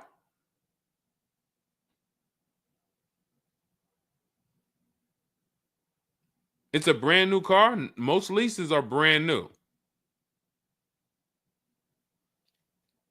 In which case, a private mechanic shouldn't be working on a brand new. No, it's used. That's another reason we don't lease used cars. That's uncommon. See, that's what I was saying. Leasing used cars is very uncommon. No competition, warranty issues. This is why it's not a mainstream thing. And this is why it's not something that I recommend. But I don't say it's not possible. Because when people say, oh, Deshone, could you lease a used car? I'm not going to say, no, you can't. But what I'm going to say is we don't.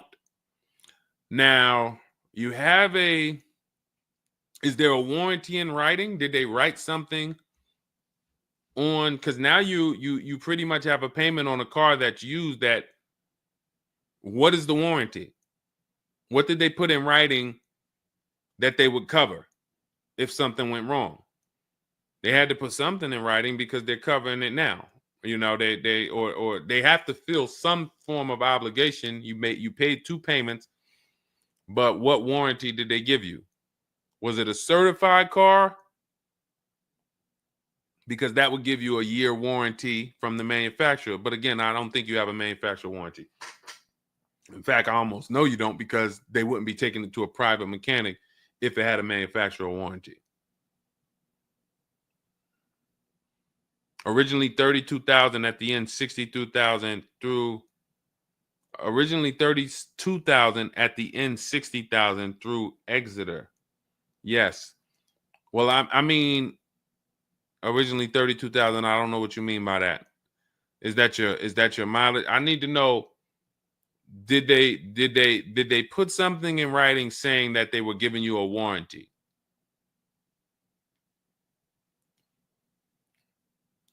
We'll try to work through this, because it's no different than if you bought a car from them. There's a bank involved, but it's a used car. It's no warranty, and they're pretty much holding on to it and trying to fix it. And if they can't fix it, we need to know, are they obligated to fix it or not?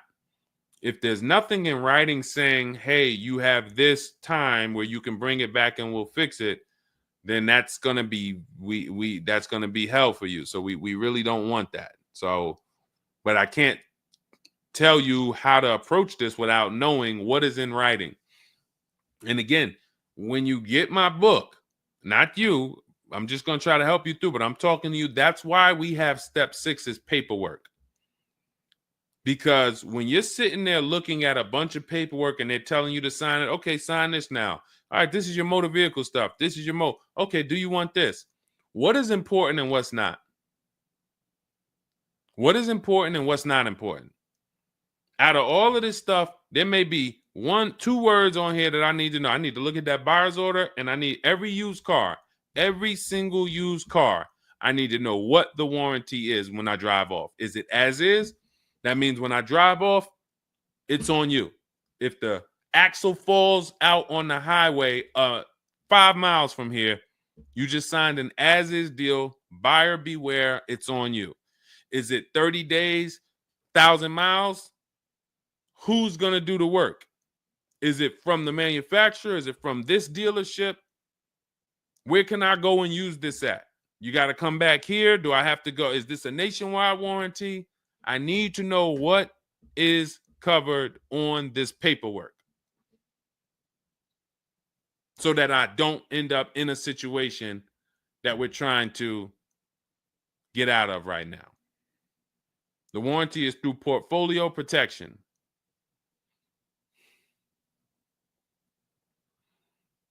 So it's a warranty. May not be a good one, but it's a warranty.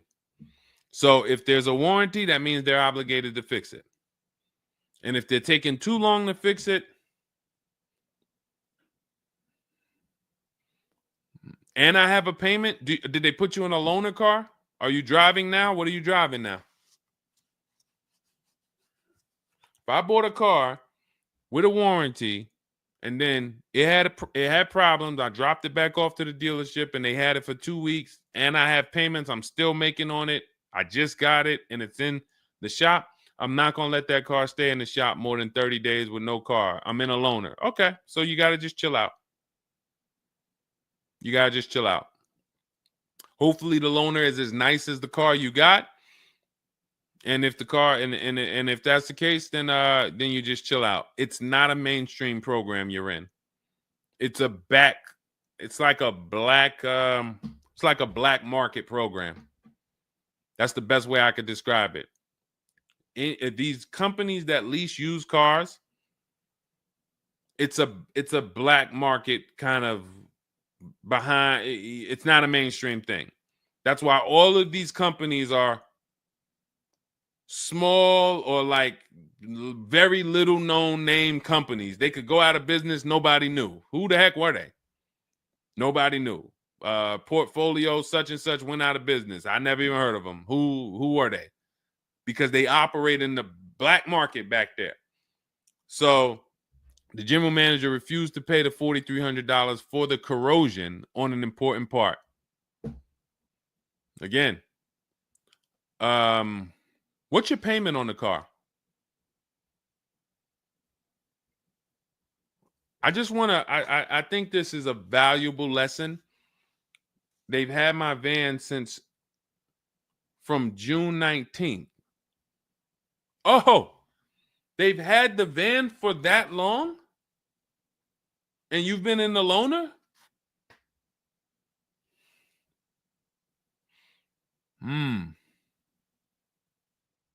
Holy crap.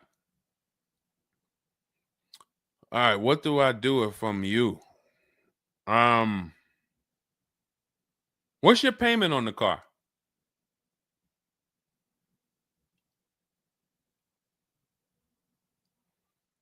Company had your car for months. You leased it, dropped it off because it was having problems. They've had it for months and can't fix it. And you're paying $775 a month. What kind of vehicle is this? What kind of vehicle is this that we're paying $775 a month for?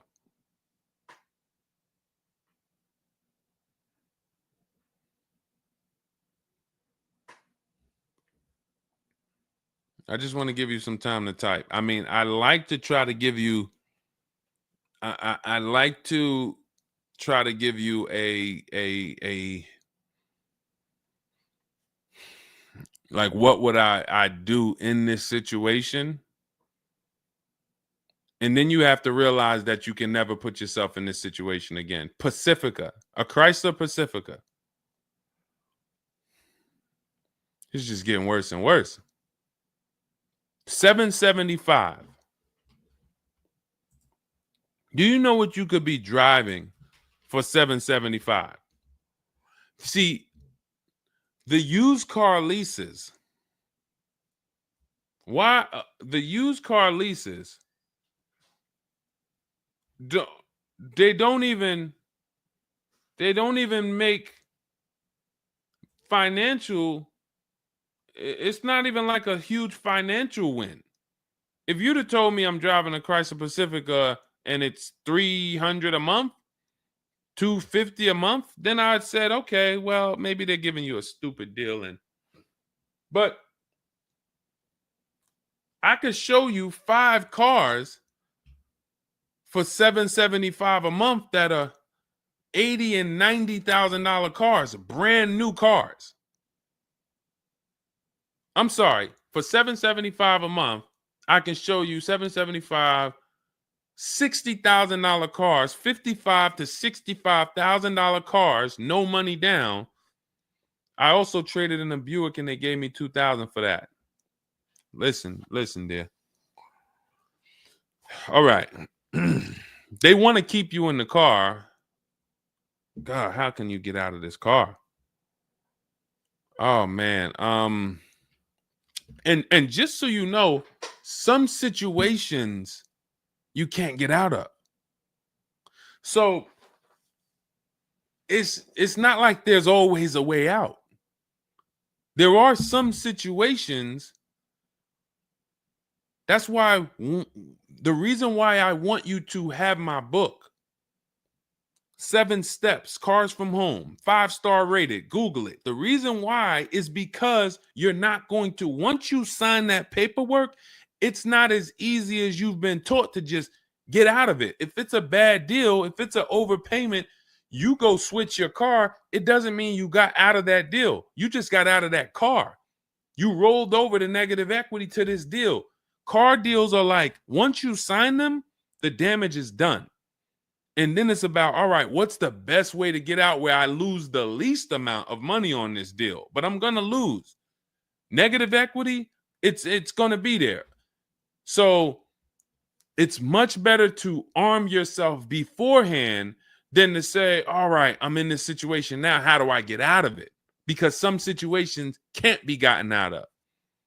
People used to walk into the dealership, they got 15,000 of negative equity. Oh man, you can't get me in nothing. Can't get you in nothing. Well, when I put you at this car, you see this car, you like it, right?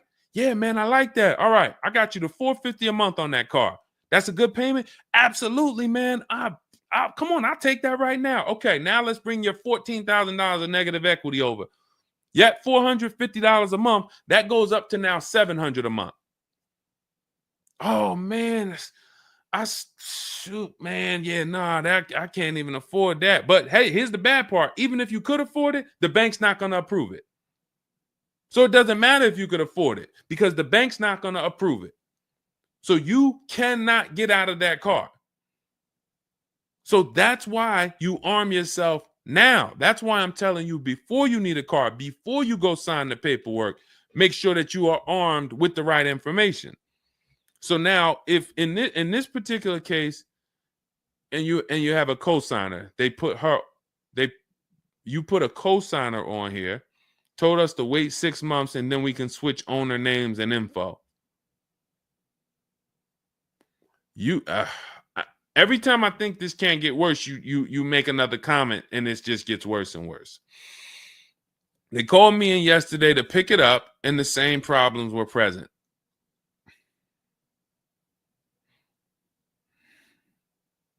Good Lord. I'm almost stumped. Okay. All right. All right. You need to find out how many miles are on this car? How many miles are on this car? This is not a good situation. So that's why it's harder. And what I'm about to tell you, it might not even work. You may just be stuck in it. I'm trying to see if we can slice it any way possible to give you some form of solution. But if they keep giving you the car back, same issues, 60,000 miles on the car. Okay, so what I would do is you call and get the payoff.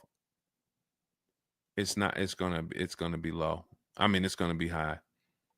Call and get the payoff because your payment $775. I'm trying to see if you can sell your way out of it.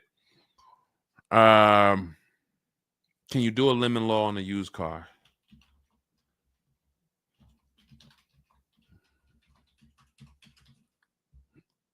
Let's see. Yes, some states have lemon laws that cover used cars, but the specifics vary by state. What state are you in?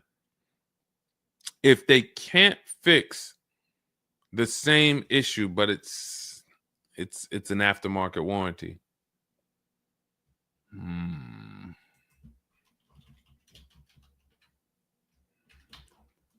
What state are you in?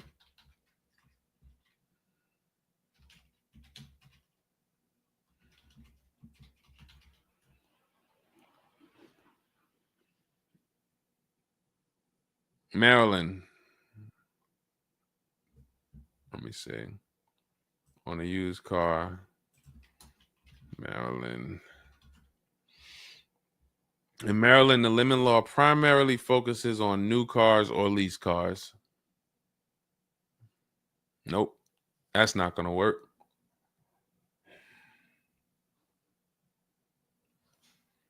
Jeez.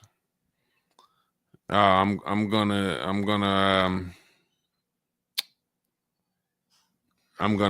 be real with you. You could shoot me an email.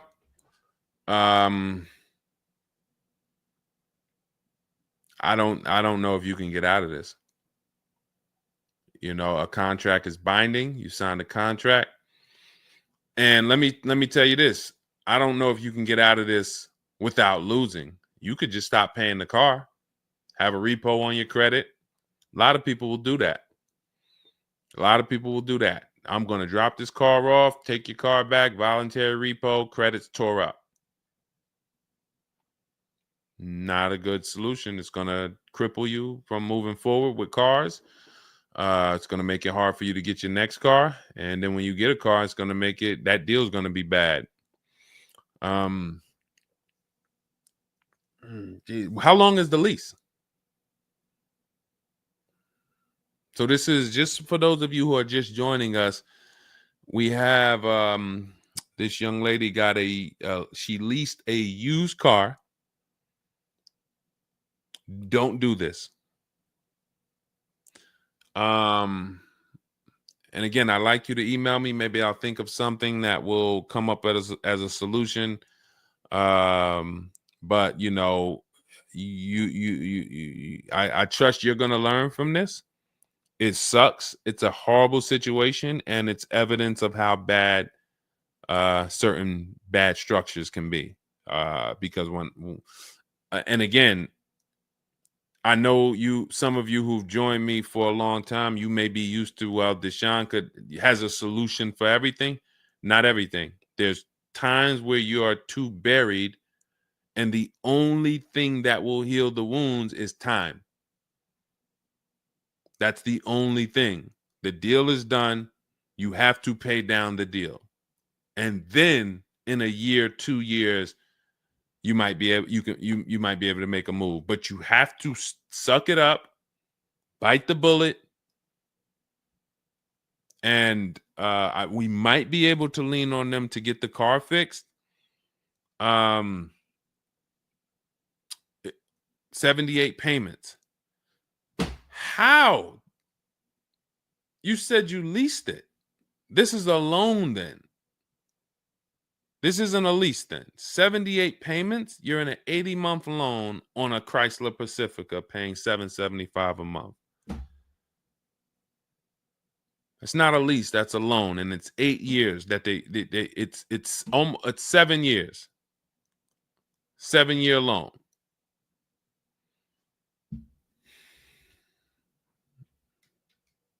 I mean, this is why I do what I do.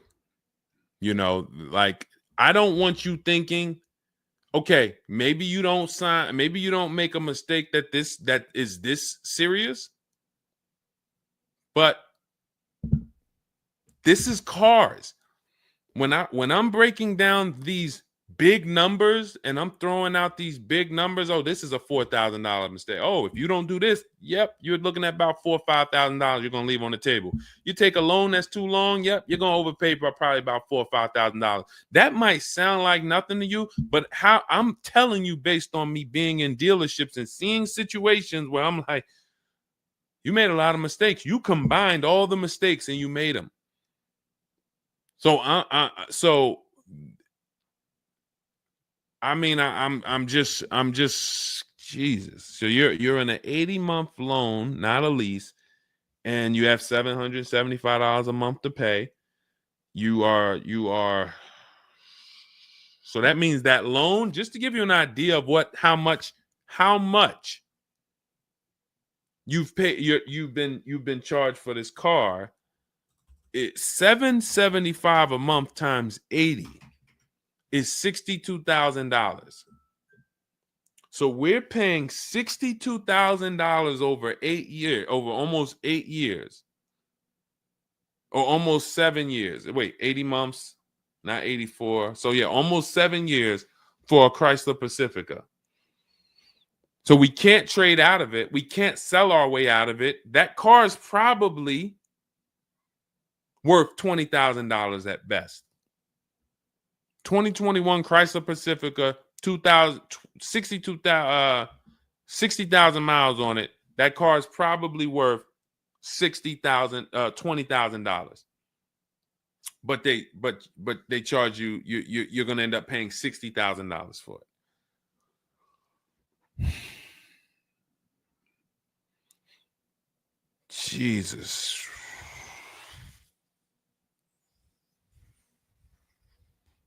Most people will let the car go. Most people will let the car go. I don't. If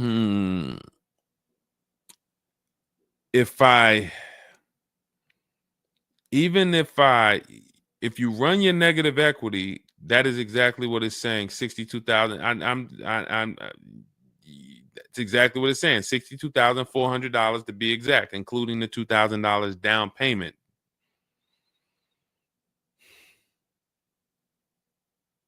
What's the name of this company that you did business with? My friend will not let that fly. That is one of the worst car transactions that I've ever seen anyone in. And your friend is on the deal with you as a co-signer. This is level 10 out of 10 bad. Rich Morton Mazda.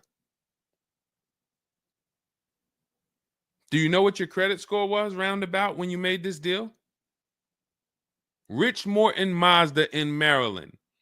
Everyone remember that name. Rich Morton Mazda in Maryland. Stay away from them. This is one of the worst deals I've ever seen. She is the main person they told me I could not sign the papers.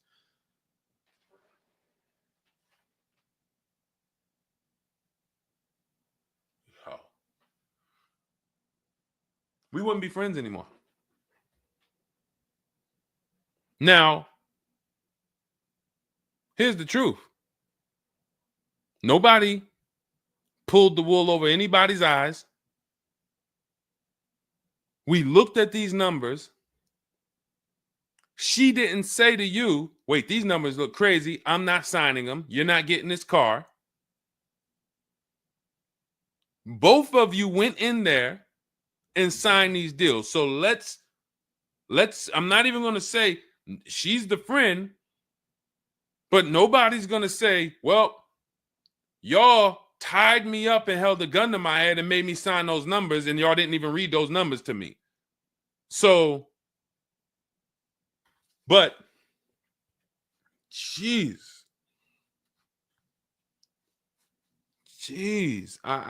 this, you're buried. You are buried in this car. The only way, and what's crazy is, even if you voluntarily let it go, you ruin your friend's credit. Because she's the one who signed for the car. Bad, everything bad. I wish there was a silver lining that I could think of. What I would do is I would find, you need to find out how upside down you are. You need to go on CarMax, write down these 6 sites, write down these 6 websites. You need to go on CarMax, Driveway, Kelly's Blue Book, Cash Offer, Auto Nation, Carvana, Car Gurus, Cash Offer. And you need to see what that car is worth. Let's say they say the highest offer is $25,000. $25,000. The total of your payments is not what you owe. That's what you would have paid after 7 years. You need to call the bank and you need to get the payoff. That is what you do tomorrow morning. You go on those websites tonight or today. You find out what this Chrysler Pacifica is worth. And then you call the bank tomorrow or the next or whenever, and you get the payoff. And you need to know what that gap is. If that gap is $25,000, then I am trying to get out of that car, and it might not be this year. It might not be this year, but I need to right now. I would go into an electric car lease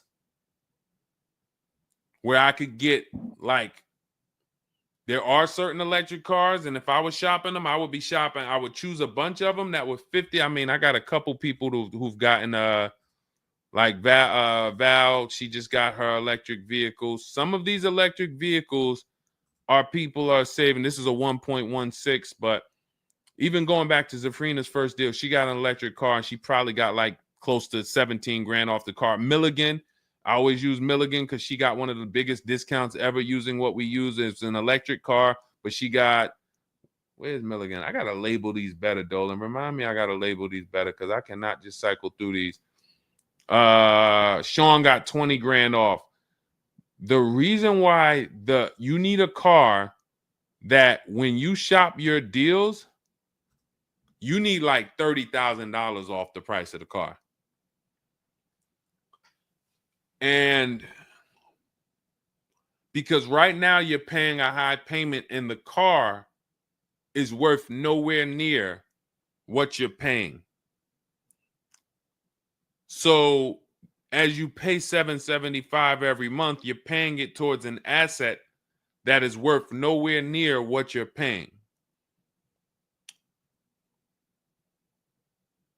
You also need to find out if you have gap insurance. So I'm going to give you those 2 homework assignments. And then the next time we're live, you jump on the show and you tell us what you did. Those 2 homework. Find out if you have gap insurance. And then you need to get your payoff and go on those websites and get the cash offers and find out what the gap is. Because if the gap is $25,000, then what I'm doing is I'm shopping. If you listen, you get, if before I tell you to get the book so that you can shop a bunch of different electric cars from home, you need to get $25,000 off the price of some electric car. While they still got the rebate, while they still got the incentives, those incentives are going to go away. When do the electric car incentives go away? Let's see. Hold on.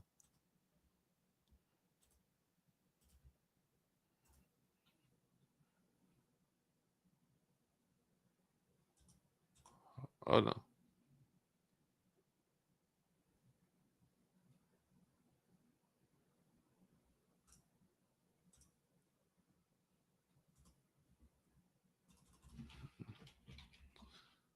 When do EV incentives? I'm going to tell you, you're probably going to see, we're not talking about tax credits. You're probably going to see huge electric vehicle incentives for the extended future because they're still building them and not many people want them right now. So you need to get like $25,000 off the price of some car or more. Like I said, with Milligan, she got she got almost 27,000 off. And then you would roll that over into a new car and you would lease it. And your payment's going to be high, but you're going to be in a good car. So if you lease a car and you end up with after you knock off that 25, 30, $30,000, and I would be just shopping multiple electric vehicle leases using our system. Again, at this point, you're either going to listen to me or you're not. So, I mean, I'm just going to assume you are. And you would just run multiple electric cars through our 25-to-5 system and see, all right, how much could I get off that one? Oh, they're saving me 15 grand. Nah, that's not enough. All right, let me go pick this Kia SUV. All right, how much can I get off that? Oh, 17 grand. Nope, nah, that's not enough. Oh, let me pick this one. Oh, they're giving me 22 off. All right, that's better. Let me see if I switch this car over to that, how much they would give me. And you're trying to get out of that car, but you cannot bring all of that negative equity over unless you already knock down this new car by $20,000 or $25,000 because the bank is not going to approve it. So you need something that you can save that kind of money off of and then come over to a lease and then, all right, forget about lowering your payment right now. You could lower your payment right now. You need to get out of that car into a better car for the same payment or similar payment. You're not lowering your payment. Only way you're going to lower your payment is to get rid of the car, ruin your friend's credit. But once you do that exercise, let me know where the gap is. Next time you see me live, jump on. Hey, Deshone, I did it. The gap is like $22,000, or the gap is $30,000. If the gap's 30, then we got to see what we do there. But the long-term plan is I need to get out of this and I need to get into an electric vehicle that I can lease for 3 years so that I can bury all that negative equity into this car. And what it's going to be is it'll be like, all right, I'll knock 25 grand off the price. Normally my payment would be stupid low, like $250 a month, because I just knocked 25 grand off this. But I'm actually just putting the 25 grand from this Pacifica back on there. So it's still going to be around 700-800, but I'm driving a brand new car. And then once my 3-year lease is up, I can actually be done with this versus being in this for 78 more months. All right. So next time I'm live, jump on and, tell me you did the homework and we can see if we can actually, try to get you to some form or fashion of some type of end. Yeah, I'm not a fan of the electric car. Can't help you. Can't help you. I appreciate you being on here, but you should have not been a fan of this. How are we in a 2020? This is the part where we have to realize you have your friend tied to this car. And I'm telling you what you may be able to do to get her out of this situation and get out of this Chrysler Pacifica. That is a car that is worth $20,000 that you have a loan on of $55,000+. And you're like, I don't like this electric car. I'm not a fan of it. I'm telling you, there's tons of them out there. We should not even have our friend on this deal. So be a quality friend. Don't be like the people who will come into the dealership, put their friend on the credit, on the credit. Hey, can you sign for me? I had one girl that would come in and she had her mom on one car, burned her mom, and they had somebody else from the church coming in here to sign for her to get another car because she burned her mother's credit. Didn't care about nobody. Do not be that person. You have someone tied. Your friend was nice enough to be on this horrible, terrible deal with you. Now you need to do something to show her you are trying to get her out of this deal, regardless of how you feel about the car, because you should be feeling terrible about the Chrysler Pacifica that you're in that we have an 80-month loan on.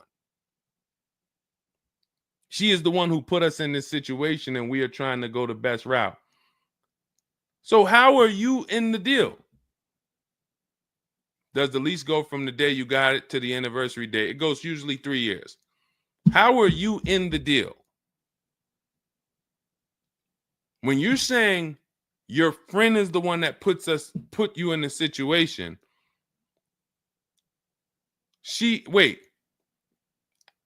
in one breath you're saying, believe it or not, she's the one who encouraged me to get it. And then in another breath, you're saying she's the one who put me in the deal, who put us in this situation.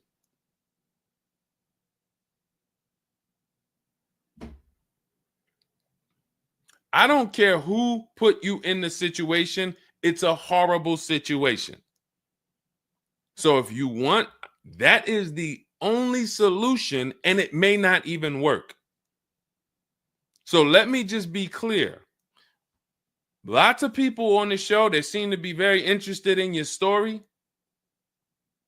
This is a very interesting story. There's not many times I had to jump on this show and hear something where I'm like, you're probably not going to end up with another car. You're probably going to be stuck in that car for at least 3 years, paying down the balance because you owe too much on it. And maybe you can lean on them to fix it, but there's no lemon law, so it's not like you can actually put it through a lemon law. So you might just be giving it back to them to fix, giving it back to them to fix. But you're in the loaner and your friend's on the paperwork. So that tells me the car was for you.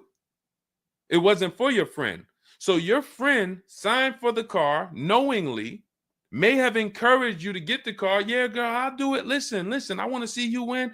Look, maybe didn't know what she was signing, didn't understand. All right, you're $775 a month. Can you afford that? Okay, yeah, I could afford that. Okay, perfect. All right, I'm going to sign for it. Didn't realize maybe it was for 7 years. and didn't realize that, oh, shoot, you're going to be paying 60 grand for this car, and didn't know, oh, this car is going to be in the shop, but it's your car because you're the one in the loaner. It's not her car. She's not in a loaner. So there's only one potential solution where you could even think about getting out of this car, because no one can get you out of a car that you're $30,000 buried in.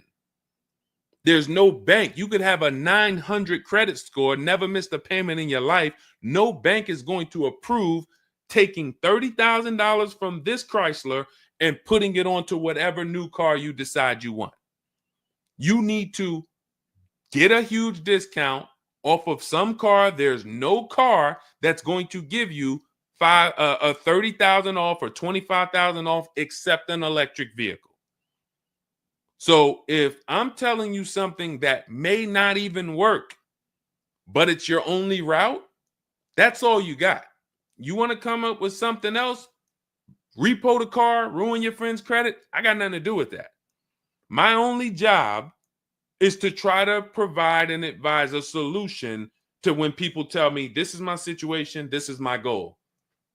Normally people have 2 or 3 options. You have half an option. Like, you ever play spades? 1 and a possible, 3 and a possible. You have none and a possible. The possible might not walk. But I'm telling you, do this exercise, and then we can see if that possible will walk. If it doesn't, you got no books. You stay in the car, and that's your only option. It's a bad situation. One of the worst I've ever seen. And I'm not saying that to beat you up. I'm saying that so you realize the severity of the transaction. So if I have to bite this bullet and I got to pay this car for the next 2 years, 3 years, it's because I'm in a bad situation. And then when I pay down this car, maybe I can make a different move in 2 years. And then I'll be much wiser before I make my moves, so that I never end up in this situation again. Okay? So for everybody who joined, this was great. Again, my goal is to keep you from ever making mistakes. Every mistake you make on a car transaction costs you thousands of dollars. There is no the least expensive mistake you could make is getting gap insurance when you didn't need it. Getting gap insurance when you didn't need it, you just paid probably $400 or $500. You didn't need it. All right, you lost $400 or $500. That's the least expensive mistake you can make on a car. Everything else is thousands of dollars, $2,000 mistakes, $5,000 mistakes, and more. So you can avoid every mistake by having a step-by-step checklist. If it's in Deshone's book, I do it. If it's not in his digital book, I don't do it. So there's no way I'm going to make a mistake. That's okay, TJ girl. We'll be back tomorrow. If I'm giving you a checklist, check, do this, check, check. You're doing everything I say do. There's no room for a mistake. You're not following an almanac. You're following a checklist. That's why my book is called Cars from Home, 7 Steps to Saving Time, Money, and Avoiding Dealerships. Step 1 through 7, check them off. You do car transactions mistake-free. You don't miss any money with your financing. You don't buy bad cars. You don't do anything that you're like, oh, was this good? No, it's a checklist. So normally it's $97. It's a digital book. So you can have it in your inbox in about 5 minutes, and you'll get it for 75% off as part of our welcome offer in my TikTok bio, Instagram bio, Facebook comments, or the YouTube comments. There's a link there. Just get there before that 2-hour countdown expires. Once it expires, it goes back up to $97, which is still worth every penny. You spend $700 on a home inspection. Why do you spend $700 on a home inspection when you might not even buy the home? Inspector might come back and say to you, you know what? Hey, listen, I got the report for you. Just so you know, that roof needs replacing. Those boards, the electrical system in the back, there's a lot of stuff that's not up to code. And then in the basement, you got some water coming in through the foundation there. Listen, house needs a lot of work. Here you go, $700. You and your family might not buy that house. Do you say to yourself, man, I wasted that $700, man, we could have kept our $700? No. You say to yourself, man, I'm glad we got that home inspection, man. We would have been in trouble. So this is how we approach cars. This is how people who I show you throughout the stream approach cars when they're working with cars from home. They're like, I want to make sure that if I can spend $24 and get Deshone's book, and that is my form of a home inspection, that's me guaranteeing I don't make a bad move, then I'm going to go spend that. And if I miss the $24 price and it's $97, then I'm going to go spend that to make sure I don't go out here and make a $5,000 bad decision. That's what we hold ourselves to. Thank you, Stephen Nash. Good to see you. So go grab your copy before the countdown expires. Get it for $24 instead of $97. It's in my TikTok bio, Instagram bio, YouTube comments, or the Facebook comments. And then use that step-by-step. New cars. Everything is in there for you to shop empowered, mistake-free, for you to be the prize. You deserve to be the prize. There is nothing else that you would spend $10,000 or $50,000 on, or some of you are going to get a $100,000 car. There's nothing else that you would go in spending that money on, and you wouldn't feel like you're the prize. You wouldn't go into the mall to spend $40,000 and say, y'all better get the velvet ropes. If you went into the mall to make a $40,000 decision, you'd be, hey, close this store down. I'm about to spend $40,000. You'd be bringing champagne out. All right, close the velvet ropes. Where's the velvet ropes? Everybody stay outside. This person's about to spend $40,000. But a $40,000 car, you go in and you'll take the mistreatment. You'll leave buyer's remorse. Not anymore. When you make the decision to get your book, follow these steps, you are mistake-free. You'll save all the money. And then when you drive off in your car, you feel like you're the prize. This dealer won my business. That credit union, that bank won my loan. This deal, buyer, Carvana, CarMax, Driveway, they got to buy my old car because they put the best bid up. Everybody won a bid.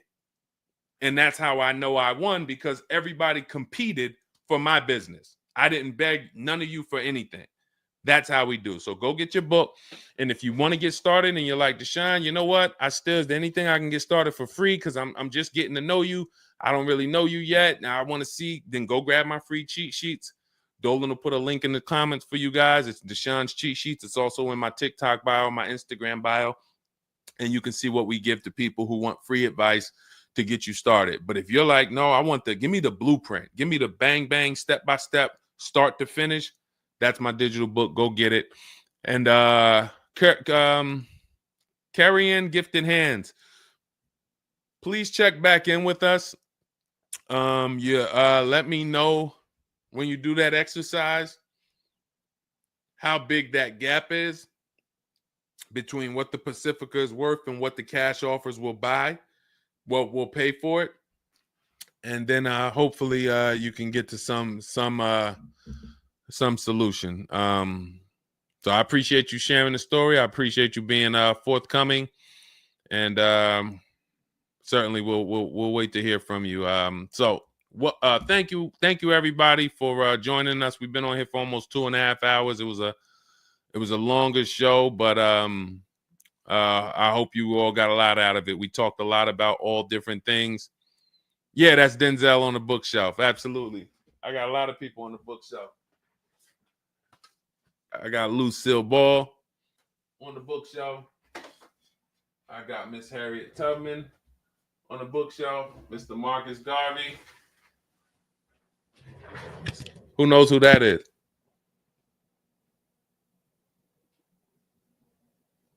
That's the great one.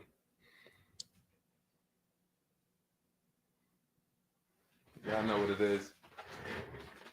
I only have the greats around me. Alexis Chu, you don't know who that was? Who could tell Alexis who that last person was? Man, you better get up on the honeymooners. Yep, that was, yes, TJ girl. Yep, Jackie Gleason. Yep, that is right. The great one. So